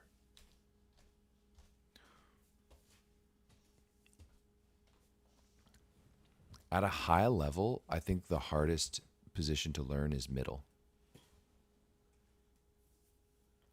Oh, Bovanj bangs it cross court. Do you want to listen to sound or no? Doesn't matter. Okay. Not if it affects your stream. Do you sleep good? Yeah, okay. I had a nightmare though. I had a nightmare. Oh, sorry. Yeah, I think middle blocker is the hardest position to learn because the nuances of having to block is so difficult. But also setter too. Definitely not opposite because you just bang ball. That's it. Shalpuk on the C ball. I love that reaction. No, I'd say Bovanj.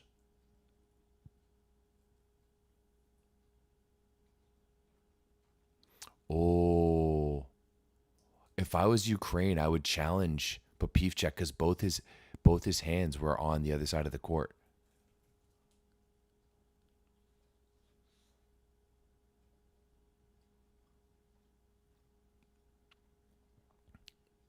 Oh, Tupci misses it. Misses it.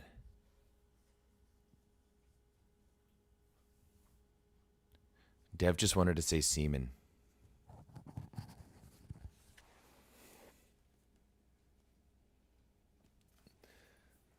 They're doing a challenge here, but I don't think they need to.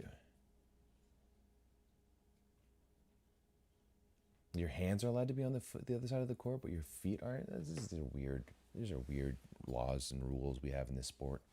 I don't get them. Yeah, no touch. No touch. You have to do that challenge, but no touch. For anyone who was asking, this is what our homemade breakfast burritos look like. Libero is very difficult because defense is really difficult.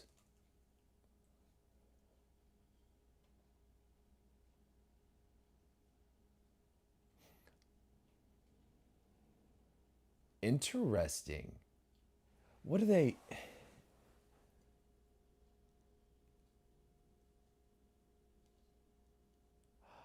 Why do you have Fornal pulling off the block and creating almost a four-man defense and letting Lemansky and Komenda block? I'm so confused by that. What happened? Like, wow.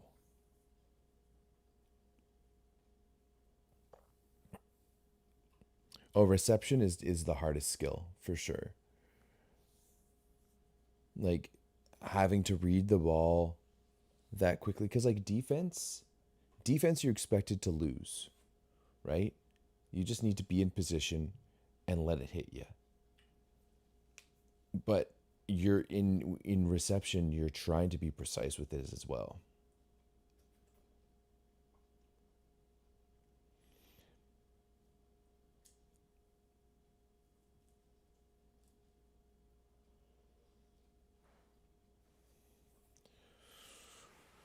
Definitely the most pressure is on the outside hitters, that's for sure. That's for sure.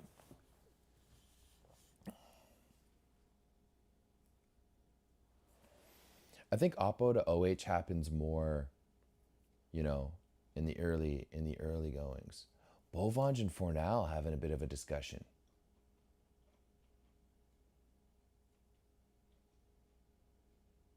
I can't tell if it's friendly or antagonistic though. Oh no, there's they're just pumping each other up.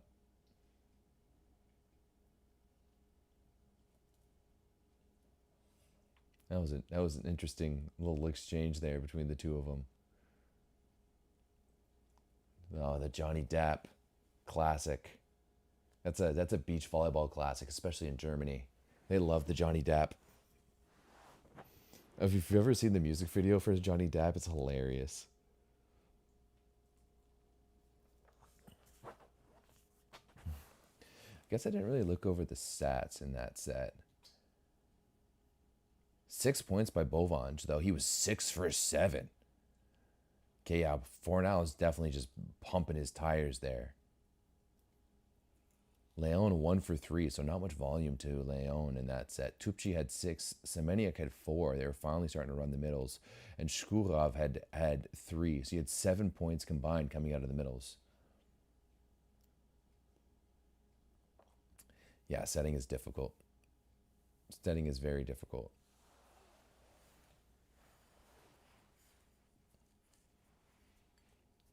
And now you're playing one of the Polish songs.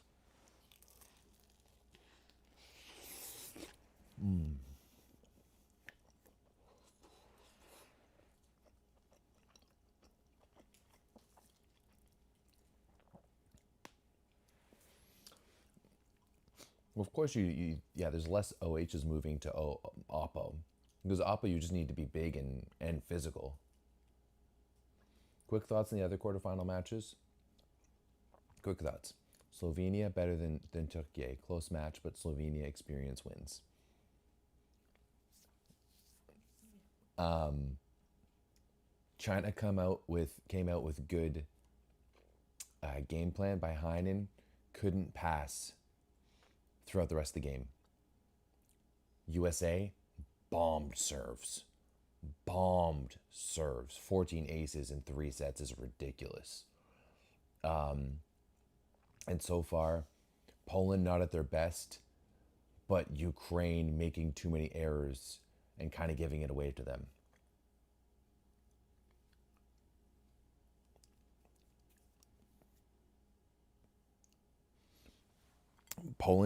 Setting takes the most natural skill.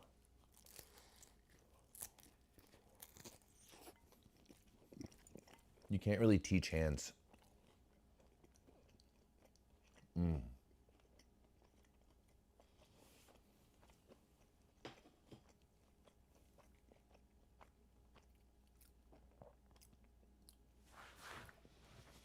We haven't seen much of Kubitschek in this match. We haven't seen much of him at all.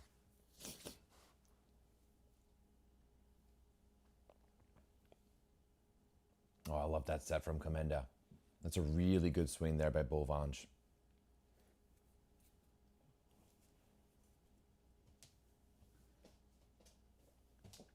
You're too stressed. You're too stressed at playing against Ukraine? How are you too stressed? What happens when you guys play like Italy or someone really good? Oh, Semeniuk going back to making errors.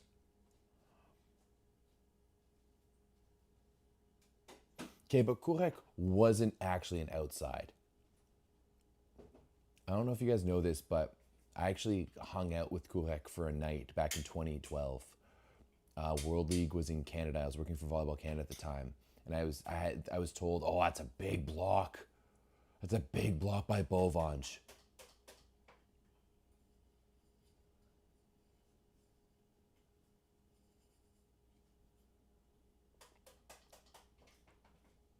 But yeah, I was told I needed to bring a Polish player to the hospital to get some imaging done, and I show up, and it's Kurek, and it was like me, Gardini, like the Gardini senior, the coach was there because he was the assistant coach for Poland.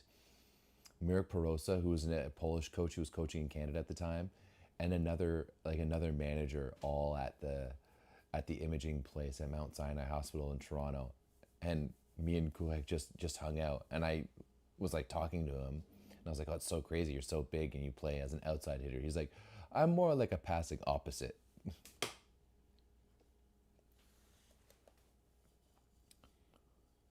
So even Kurek doesn't even like view himself as an outside hitter. He's mostly views himself as an opposite.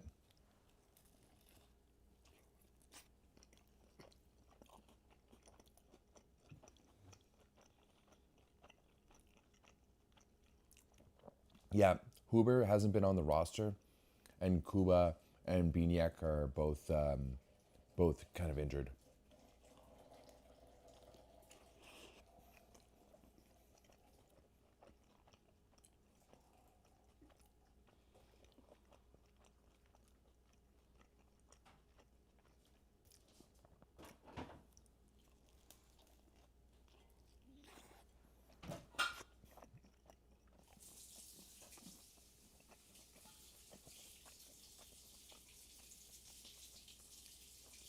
Really, I didn't know that Kaczmarek was originally an OH. Yeah, Huber won't be coming back anytime soon, I don't think.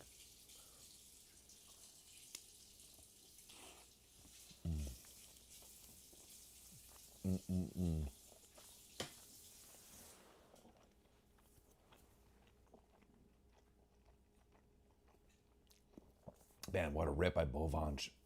He has been so good. He has been so good. He's really shown his range but like he loves that thumb down, wrist away shot.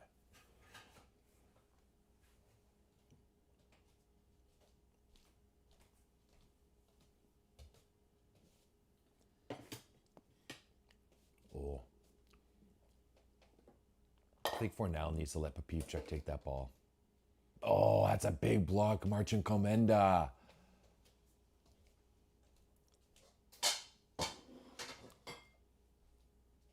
Oh, I didn't know Kaczmarek played OH when he was at Lubin. Lubin, not Lublin. I know Kaczmarek did play beach with Slivka. I know that. Oh, yeah, Papivchuk. Oh, strapping it on. No one was expecting the setter to come back right away on that ball, though. That's actually a baller move. I like that. That's really fun.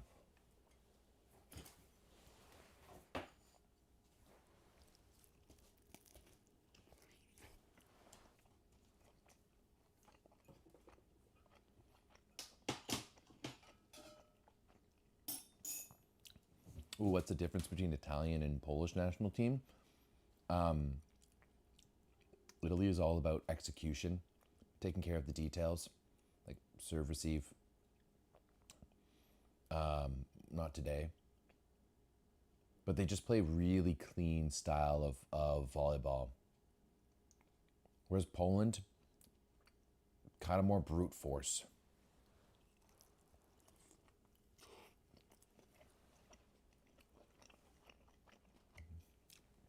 Poland's way more physical, right? They're just bigger bodies and they hit harder in general than the Italians.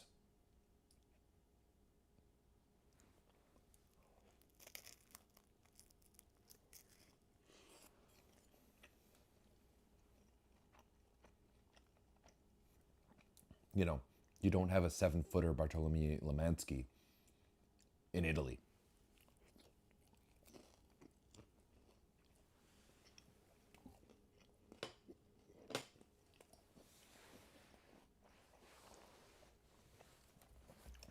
France is all about the skill, right? Like, you've got a lot of skilled, good athletes out there. Yeah, definitely more similar to Italy. Italy's less skilled than France, more technical, more about the execution. France is just about like free flowing skill, especially like this version of France.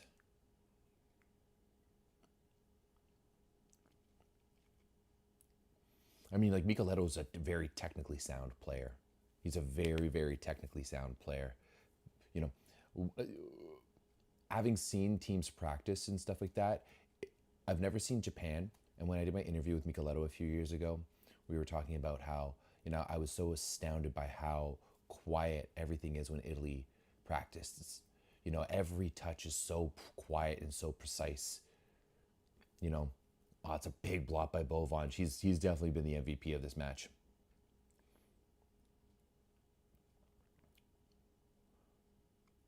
And yeah, I agree with Lukey.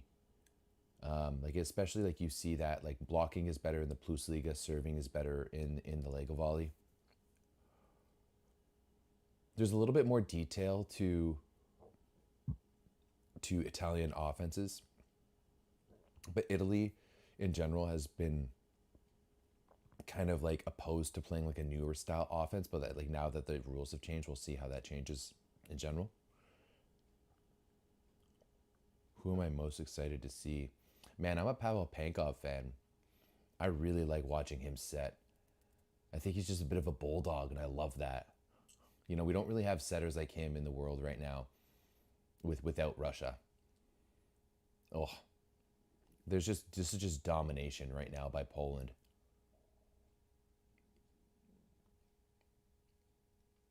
Kovalov trying to do something there. Nah, Shaposhkov is overrated in my opinion. Slovenia is... Honestly, Slovenia might be one of the most interesting national teams just because, like, you're from such a small country, you don't have a good league, and yet they've been so good over the past decade or so. Slovenia has a really good offense, right? Like they had one of the better offenses in the VNL. They have one of the better offenses in the VNL, and at one point they were the only team in the VNL to have 4 hitters averaging over 4 points per set. I mean, I guess they still do because Stern didn't really play in the third set in the third week. But like Slovenia to have the success that they've had, they've been to 5 VNLs. They've been playing in the VNL for 5 years, and they've been to the semifinals 3 times. They've won how many European medals? They've won world championship medals. Like you've got Rok Mozic and Nick Mujanovic, who are 2 of the best young players in the world.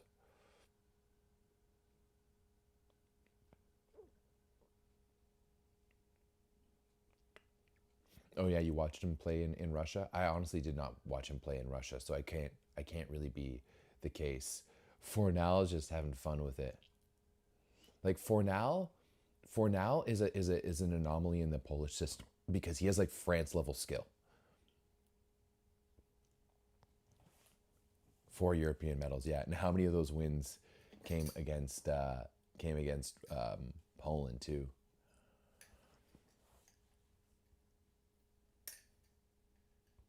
Slovenia, yeah, they're always good, never the best. I mean, it's going to be tough for them to be the best, just given to I don't need that much sugar in mine. It's what you have there is fine.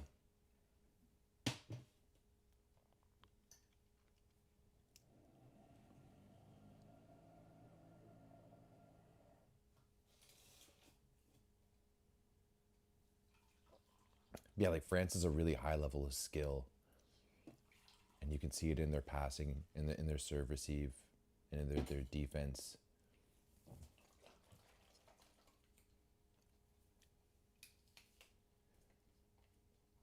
Obviously, USA is a very physical team, but they also play a very tactical offense. Like you can almost make it akin to like American football, in a way, like especially with the way they run their offense. Cuba, just pure offense. Japan, all about technical precision and speed. It's all about speed. Oh, Bovange. You're right, though. Thank you. A breakdown of the different countries and how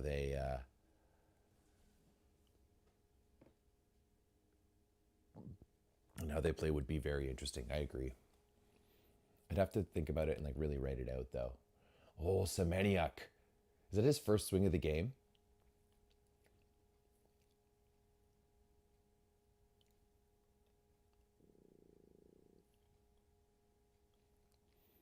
Yeah, I don't think they'll bring Irvin back either. Especially with all of his antics right now, and he's just clearly not the same player as he used to be.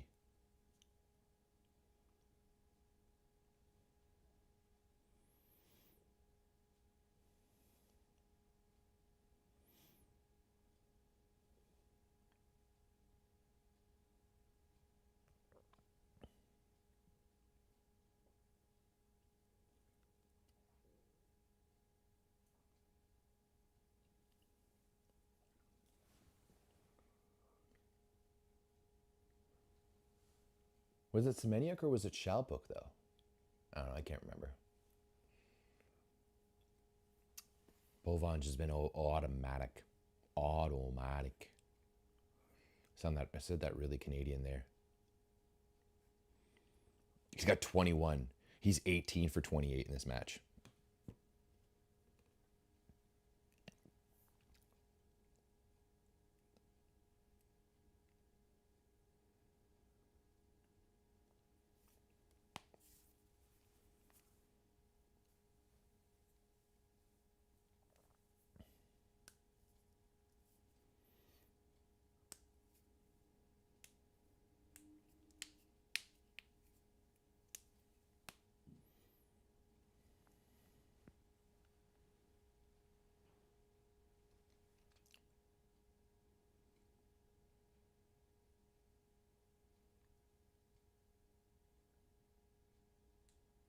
This needs to go to 5. Connie, you got money on this going to 5?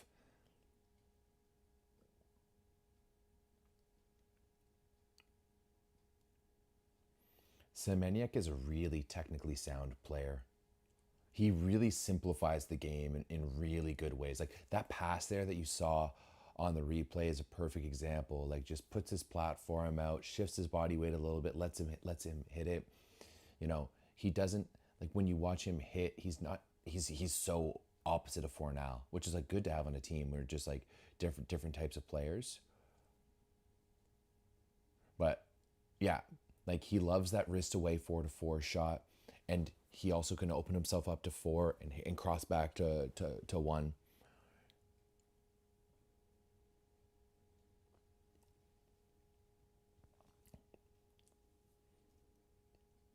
You know, I've like back in the day when Semeniuk was like first coming up through Zaxa, you know, Adnos would tell us all about him, and he's not a guy who was like on like the radars of like junior teams or any of this stuff. Like he never really played like age group stuff for Poland coming up. And I don't think he's like the most athletic player, but he just sees the game and really simplifies it in a really good way.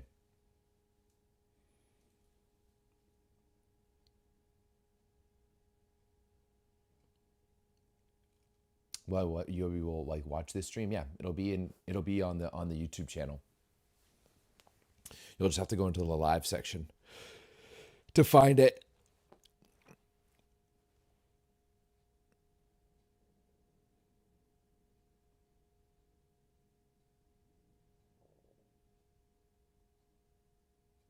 Yeah, it would be a banger video. It would just take a lot of work.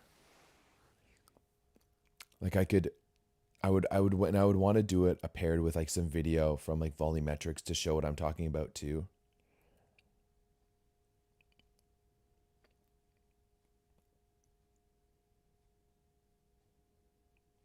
Jakubi, oh, that's a big dig there by Kovalov, sorry. Yeah, give it to Bovanch to finish it up.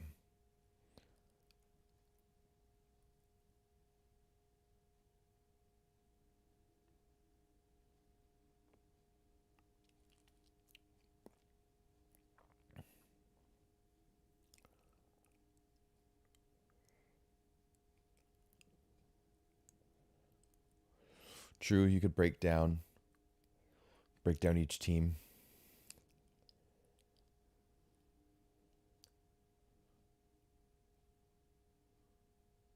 For now. What a dig.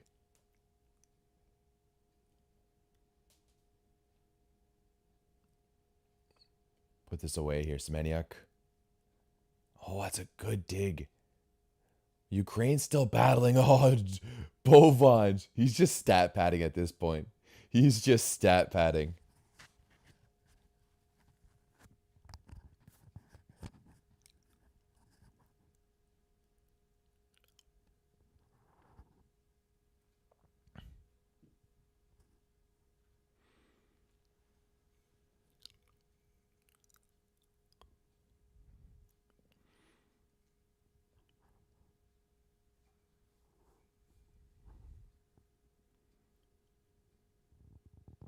Poland, we're Poland.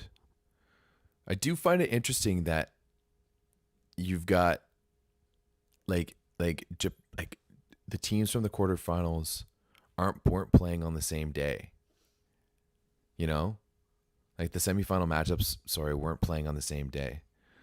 A little bit of life here from Ukraine. Oh no, just as I said that, another block there by Bart Bovanch.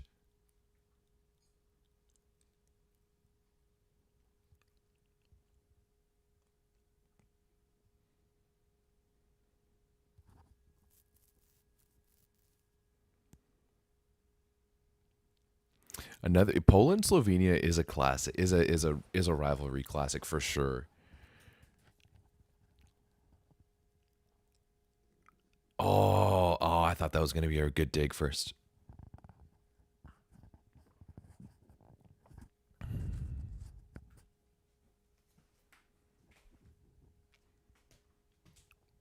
Poland's block is USA's service.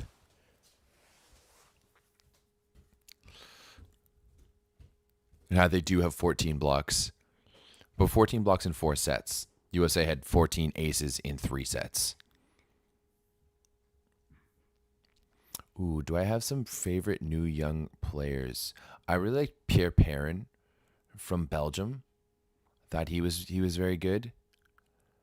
Um, I don't know if I can call Matisse Heno like a favorite young player just because like I've been aware of him, but I really liked watching Matisse Heno as well too. Pardo Matti, Pardo Matti for Italy as well was really good, really good. Um, the little I saw of Thomas Puyol out of France, I liked. Um, actually, like I feel like the Slovenians had some young players. Like Mujanovic, I'm not going to count him because I already know he's a baller. But who's that young Slovenian setter we saw, especially in week one?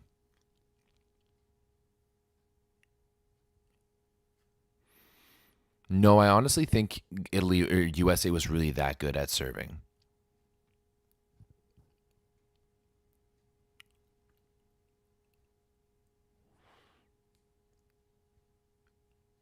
But yeah, maybe Slovenia can this our Slovenian friend in the chat can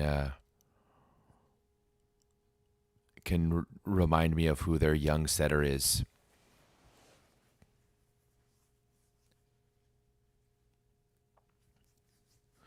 Well, I was other than I'm not gonna say it was domination from Poland, but they looked pretty.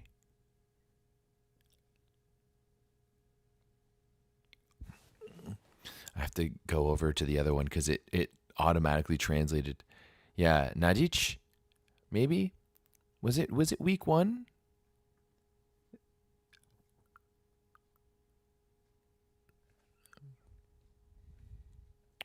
Oh, Bovanj is definitely the MVP in this match for sure. 24 points.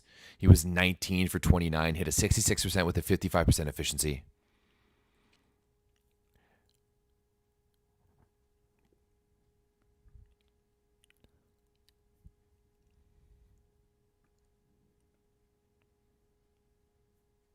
Maybe I'm thinking not thinking of the right player.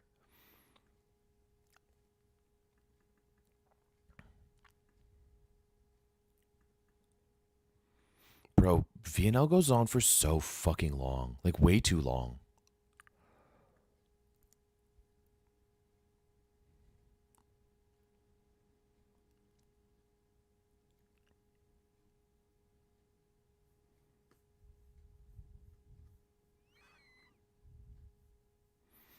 I can't call Poro one of my favorite young players when I've like made videos about how good I think he is. That's the problem.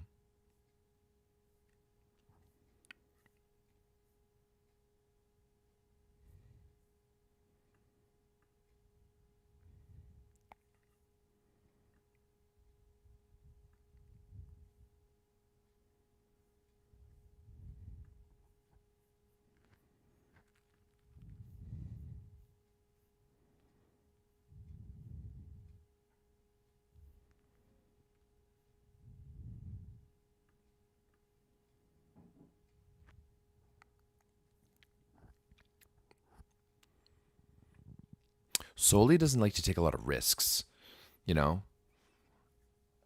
Although I will say like he did run a lot of different lineups this year, so there was that. Yeg Bekero. Tumor, yeah, no, I like Tumor.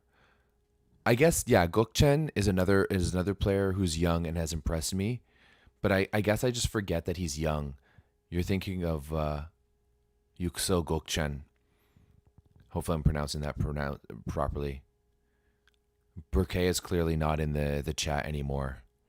Otherwise, if he was, because he'd be all over that. Because he's been a Gokchen truther. He's actually apparently Gokchen is actually F.A. Mandarach's cousin, if I'm not mistaken. Tiziualu.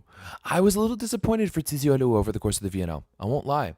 And he didn't really play that much. They mostly went with Brizard, which was interesting. For how good Tiziualu looked for Modena this year, I was underwhelmed with him playing for France.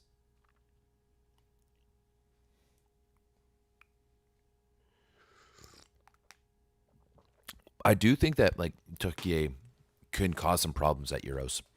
I think they have an upset in them, especially if FA is playing. Especially if FA is playing. I think they have an upset in them for sure. Semeniuk did not have the best day today. A little disappointing. I don't think Poland played super great, but Ukraine just didn't play. Yo, he's just straight up signing the shirt. Platnitsky is just straight up signing the shirt. I love that.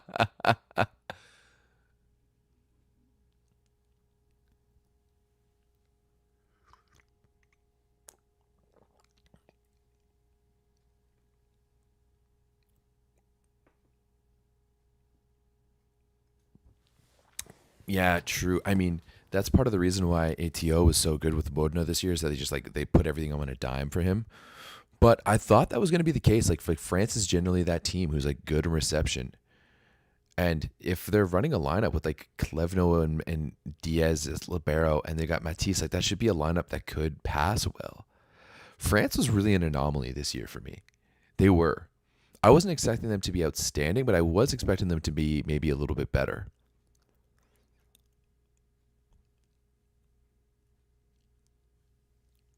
FA's already started training with the B team squad, so he'll be back for Euros then, for Euro volley. I wonder if those VB Rag shoes are any good.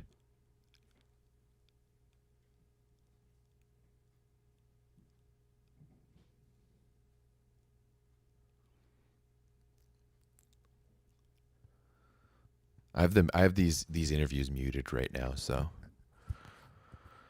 But yeah, interesting.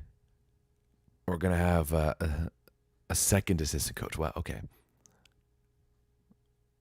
We're gonna have the Battle of Europe and then North America against Asia.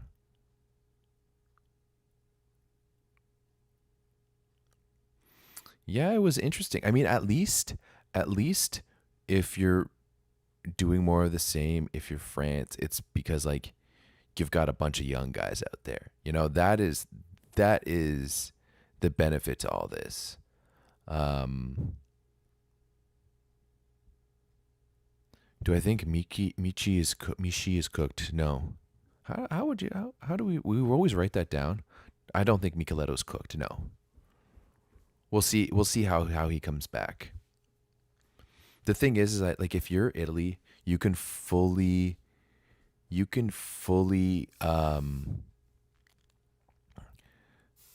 like obviously you want to win Euros, but it's not a super important thing because Italy's going to the Olympics no matter what, right?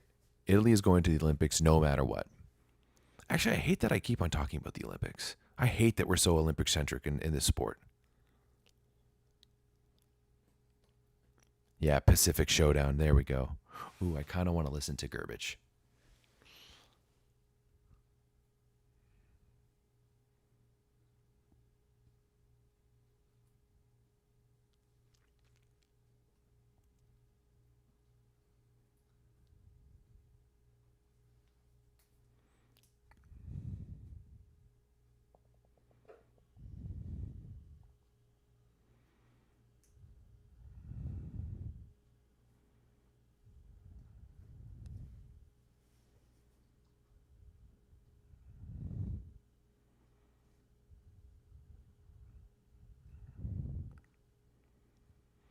Yeah, what I mean now that the world championships are every 2 years, they become less important.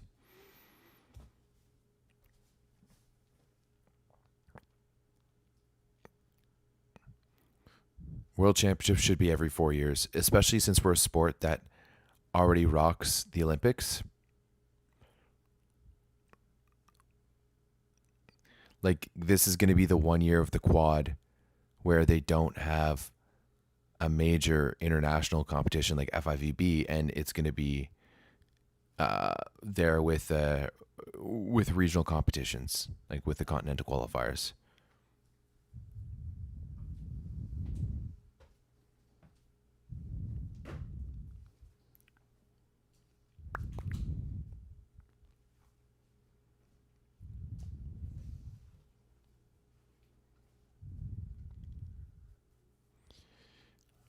Well, no, I would agree, but at the same time, it's also kind of an FIVB thing because they make everything they use the Olympics as kind of like that carrot, and that's what they force, you know, so much playing, so much playing. Like volleyball's the international team sport that plays the most amount of international matches.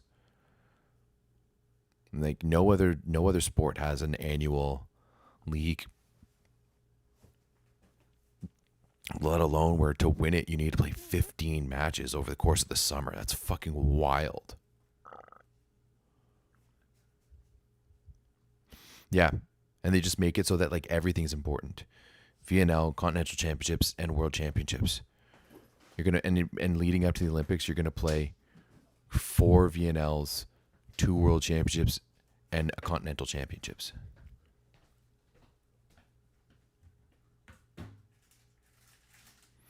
No one cares about the Olympics, but that's because, like, guys, I could go on about this all day. I could go on about this all day.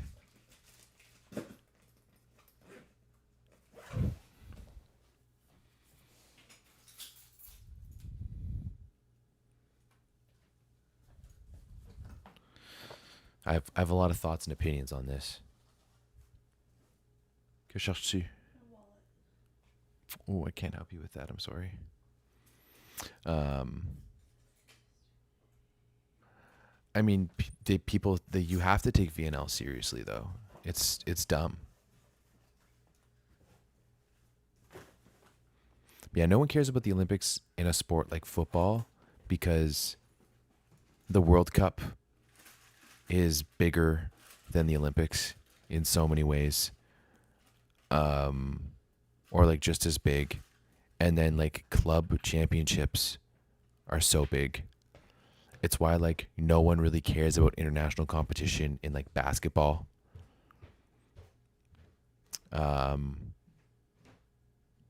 Hockey, no one really cares about international competition, but that's because hockey run the world championships at the same time every year. Bye. Have a good day in Slovenia. Thank you for joining. So yeah, like you'll see like in a sport like hockey where the world championships run every year, like the best players often don't go to the world championships. And that's going to start happening in volleyball too. But the reality is that Volleyball World and the FIVB don't care because their events don't actually make money other than the registration fees, right? Like teams signing up to play for these events are what makes them money.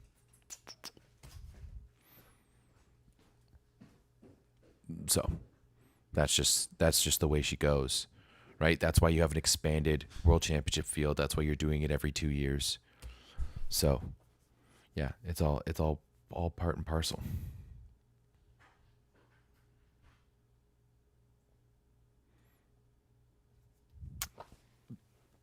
All right. And I'm not going to give you my predictions because I'm going to make a video about that. I'm going to make a video about my predictions for the semifinals and the finals. I will do streams for the semis. And I will do one for the gold medal game and not the bronze medal game. Yeah, Team USA basketball doesn't give a shit about the World Championships or the FIBA World Cup. They only care about the Olympics. And even then, like they don't care about it. Like they do care about it, but they're not going to like training camps and stuff like for like years leading up to it.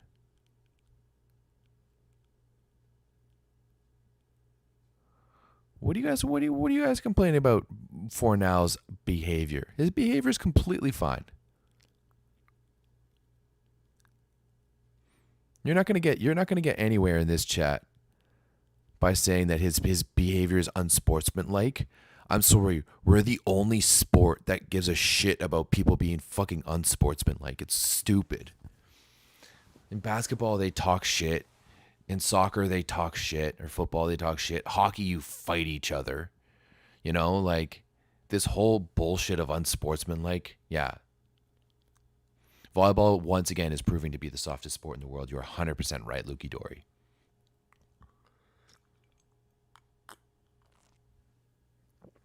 Like, it's not even like what's unsportsmanlike? Because he stared through the net once on a 6 shot? Come on. Fencing wants a word. Yeah, exactly.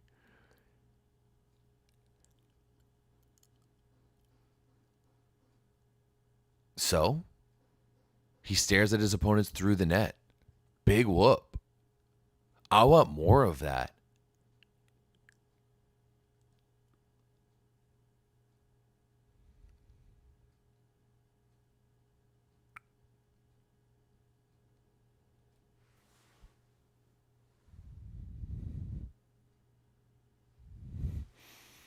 Yeah, but fencing is a rich person sport. Volleyball isn't a rich person sport, nor should it be treated as one. You know? And it's always tough too with like new crowds because they try to treat it like tennis where it's like, like quiet, and then like golf caps, like, no, be loud, be rowdy. Yeah, I want more trash talk. I want more, just more in your face drama. I want the boys going after it, and the girls too. Right?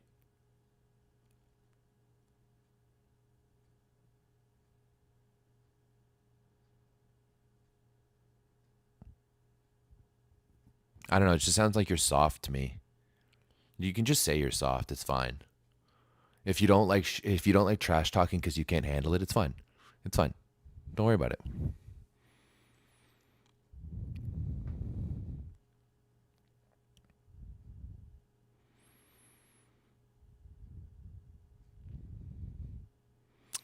Yeah. I kind of agree. I wish there was more rivalry, but the thing is that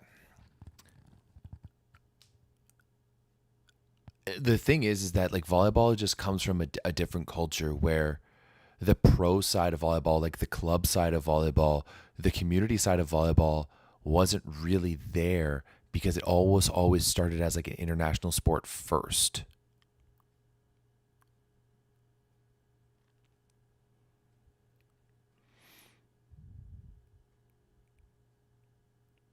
Yeah, I want bigger personalities. I want guys and girls once again to be in their face. That's why like I've said before, like, but a lot of people don't like Gary Kurtz. I love the way Gary Kurtz plays. Like, be aggressive, be brash, be bold.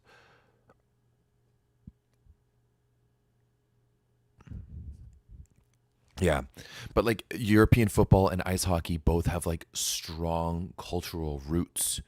The only place where you really get that kind of trash talking from the fans and like the passion from the fans is from Brazil, right? Um, and Poland too. I think Poland is pretty good, but it's so dumb how during the VNL, like, teams will come to Canada and they'll be playing against Canada and the opposing team will get booed and people are like, you shouldn't boo the other team. Like, it's such garbage. It's such garbage. Like, come here, come to Canada, come to a junior hockey match game, and you will see the drama. It is fun. Hey, I guess like I get it. You're all high and mighty. You're better than some trash talk, and that's why you're boring. It's fine. You can just say you're boring. Yeah, the drama's good. The drama is why we watch sports. The trash talk, the storytelling. You know why we don't tell stories about volleyball? Because there's no stories to tell. No stories to tell. Actually, that's not true. We've just done a terrible job of telling the stories. Yeah, Angapeth was nasty too. Baller. Baller.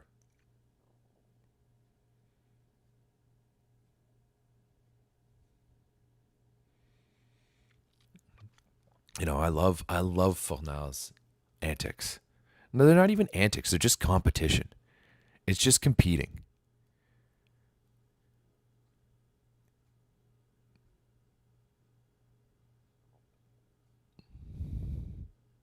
You know, like, have you ever seen a benches clearing brawl in baseball? Exciting. Exciting. Yeah.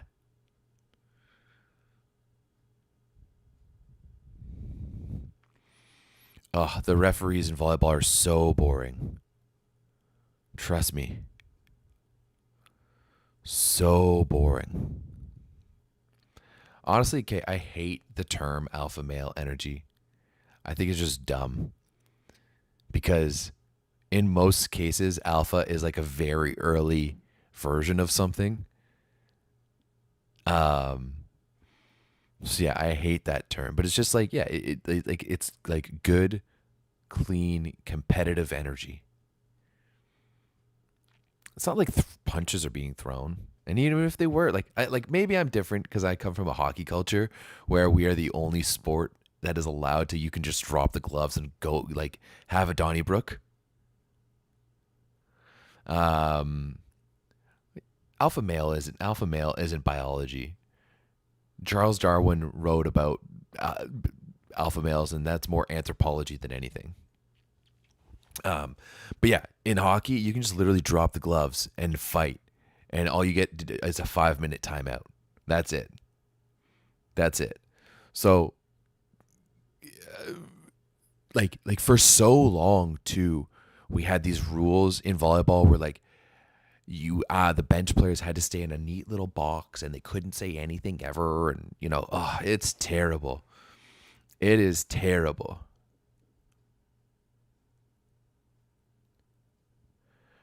No, I wouldn't say alpha male is just derogatory. I think it's turning derogatory though because of how red pill people use it. So yeah, but guys, we're way off the rails here, and it's been a long morning, and I have a job interview in like just under 2 hours, so I gotta get some things done.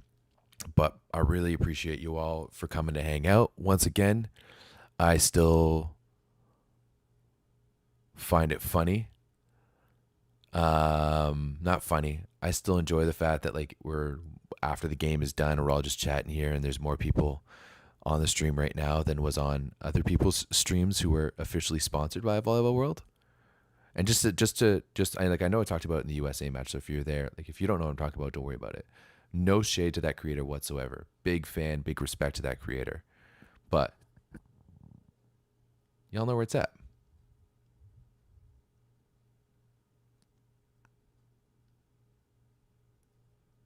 100%.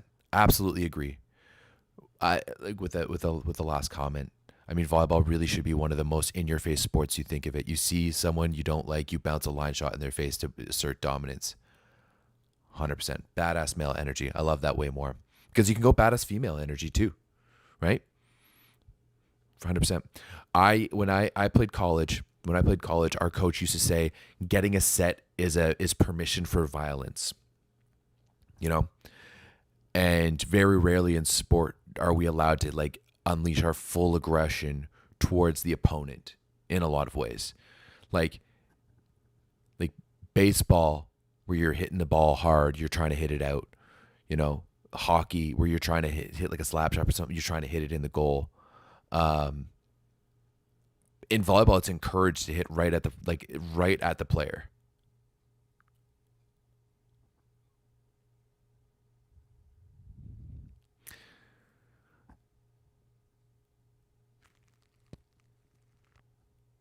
No, Luki, his content is just not for you. But I'm very much in favor of you need a whole cornucopia. You need a whole different rainbow of different types of volleyball content. And we're lacking in so many ways. So if someone's making like dumb, silly volleyball content, they're still making volleyball content. It's still bringing clicks and eyeballs and attention to the sport.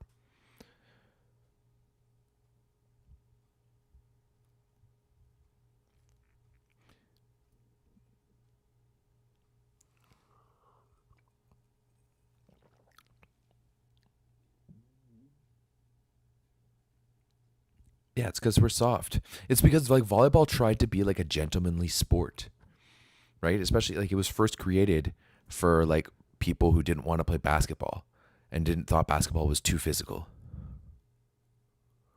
Bovan definitely deserves some respect. He definitely deserves some respect. I've always been a fan of Bovan, to be perfectly honest. I've always been a fan of Bart Bovan. Okay, maybe this is going to be completely off topic, but I was thinking that maybe like throughout the year, I just do like Q&A sessions, like maybe once every 2 weeks.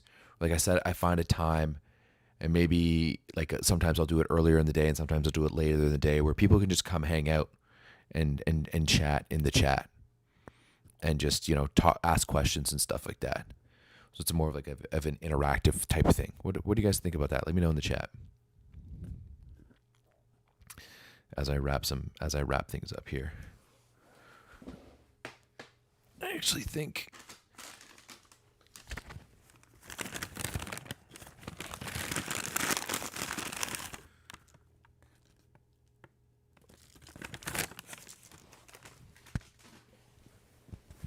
might just be a fun way to engage with you guys, apart just talking shit in the Discord. No, Holly Wong, you're my favorite volleyball creator. We get some W's in the chat for Holly Wong.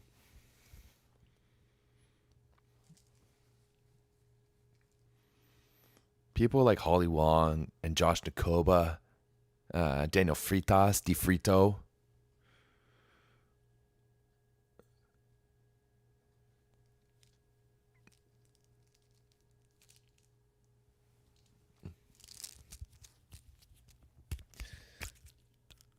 I gotta take my Vyvanse for the day. Slovenia is our nemesis. You're not wrong though, Polish sausage. You are not wrong. There's been a long storied history now between Poland and Slovenia.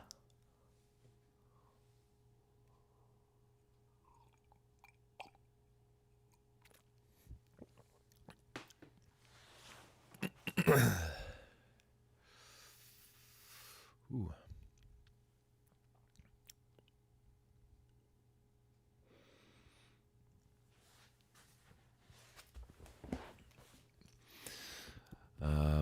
But yeah. All right, guys. That's going to be it for me.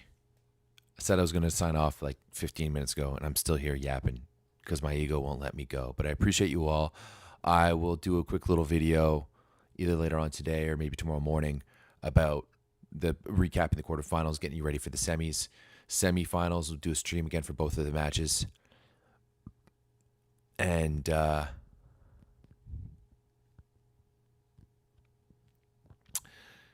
yeah. Once again, I'll do streams for both the semis and then the gold medal match too. Okay? Love you all. Thank you very much.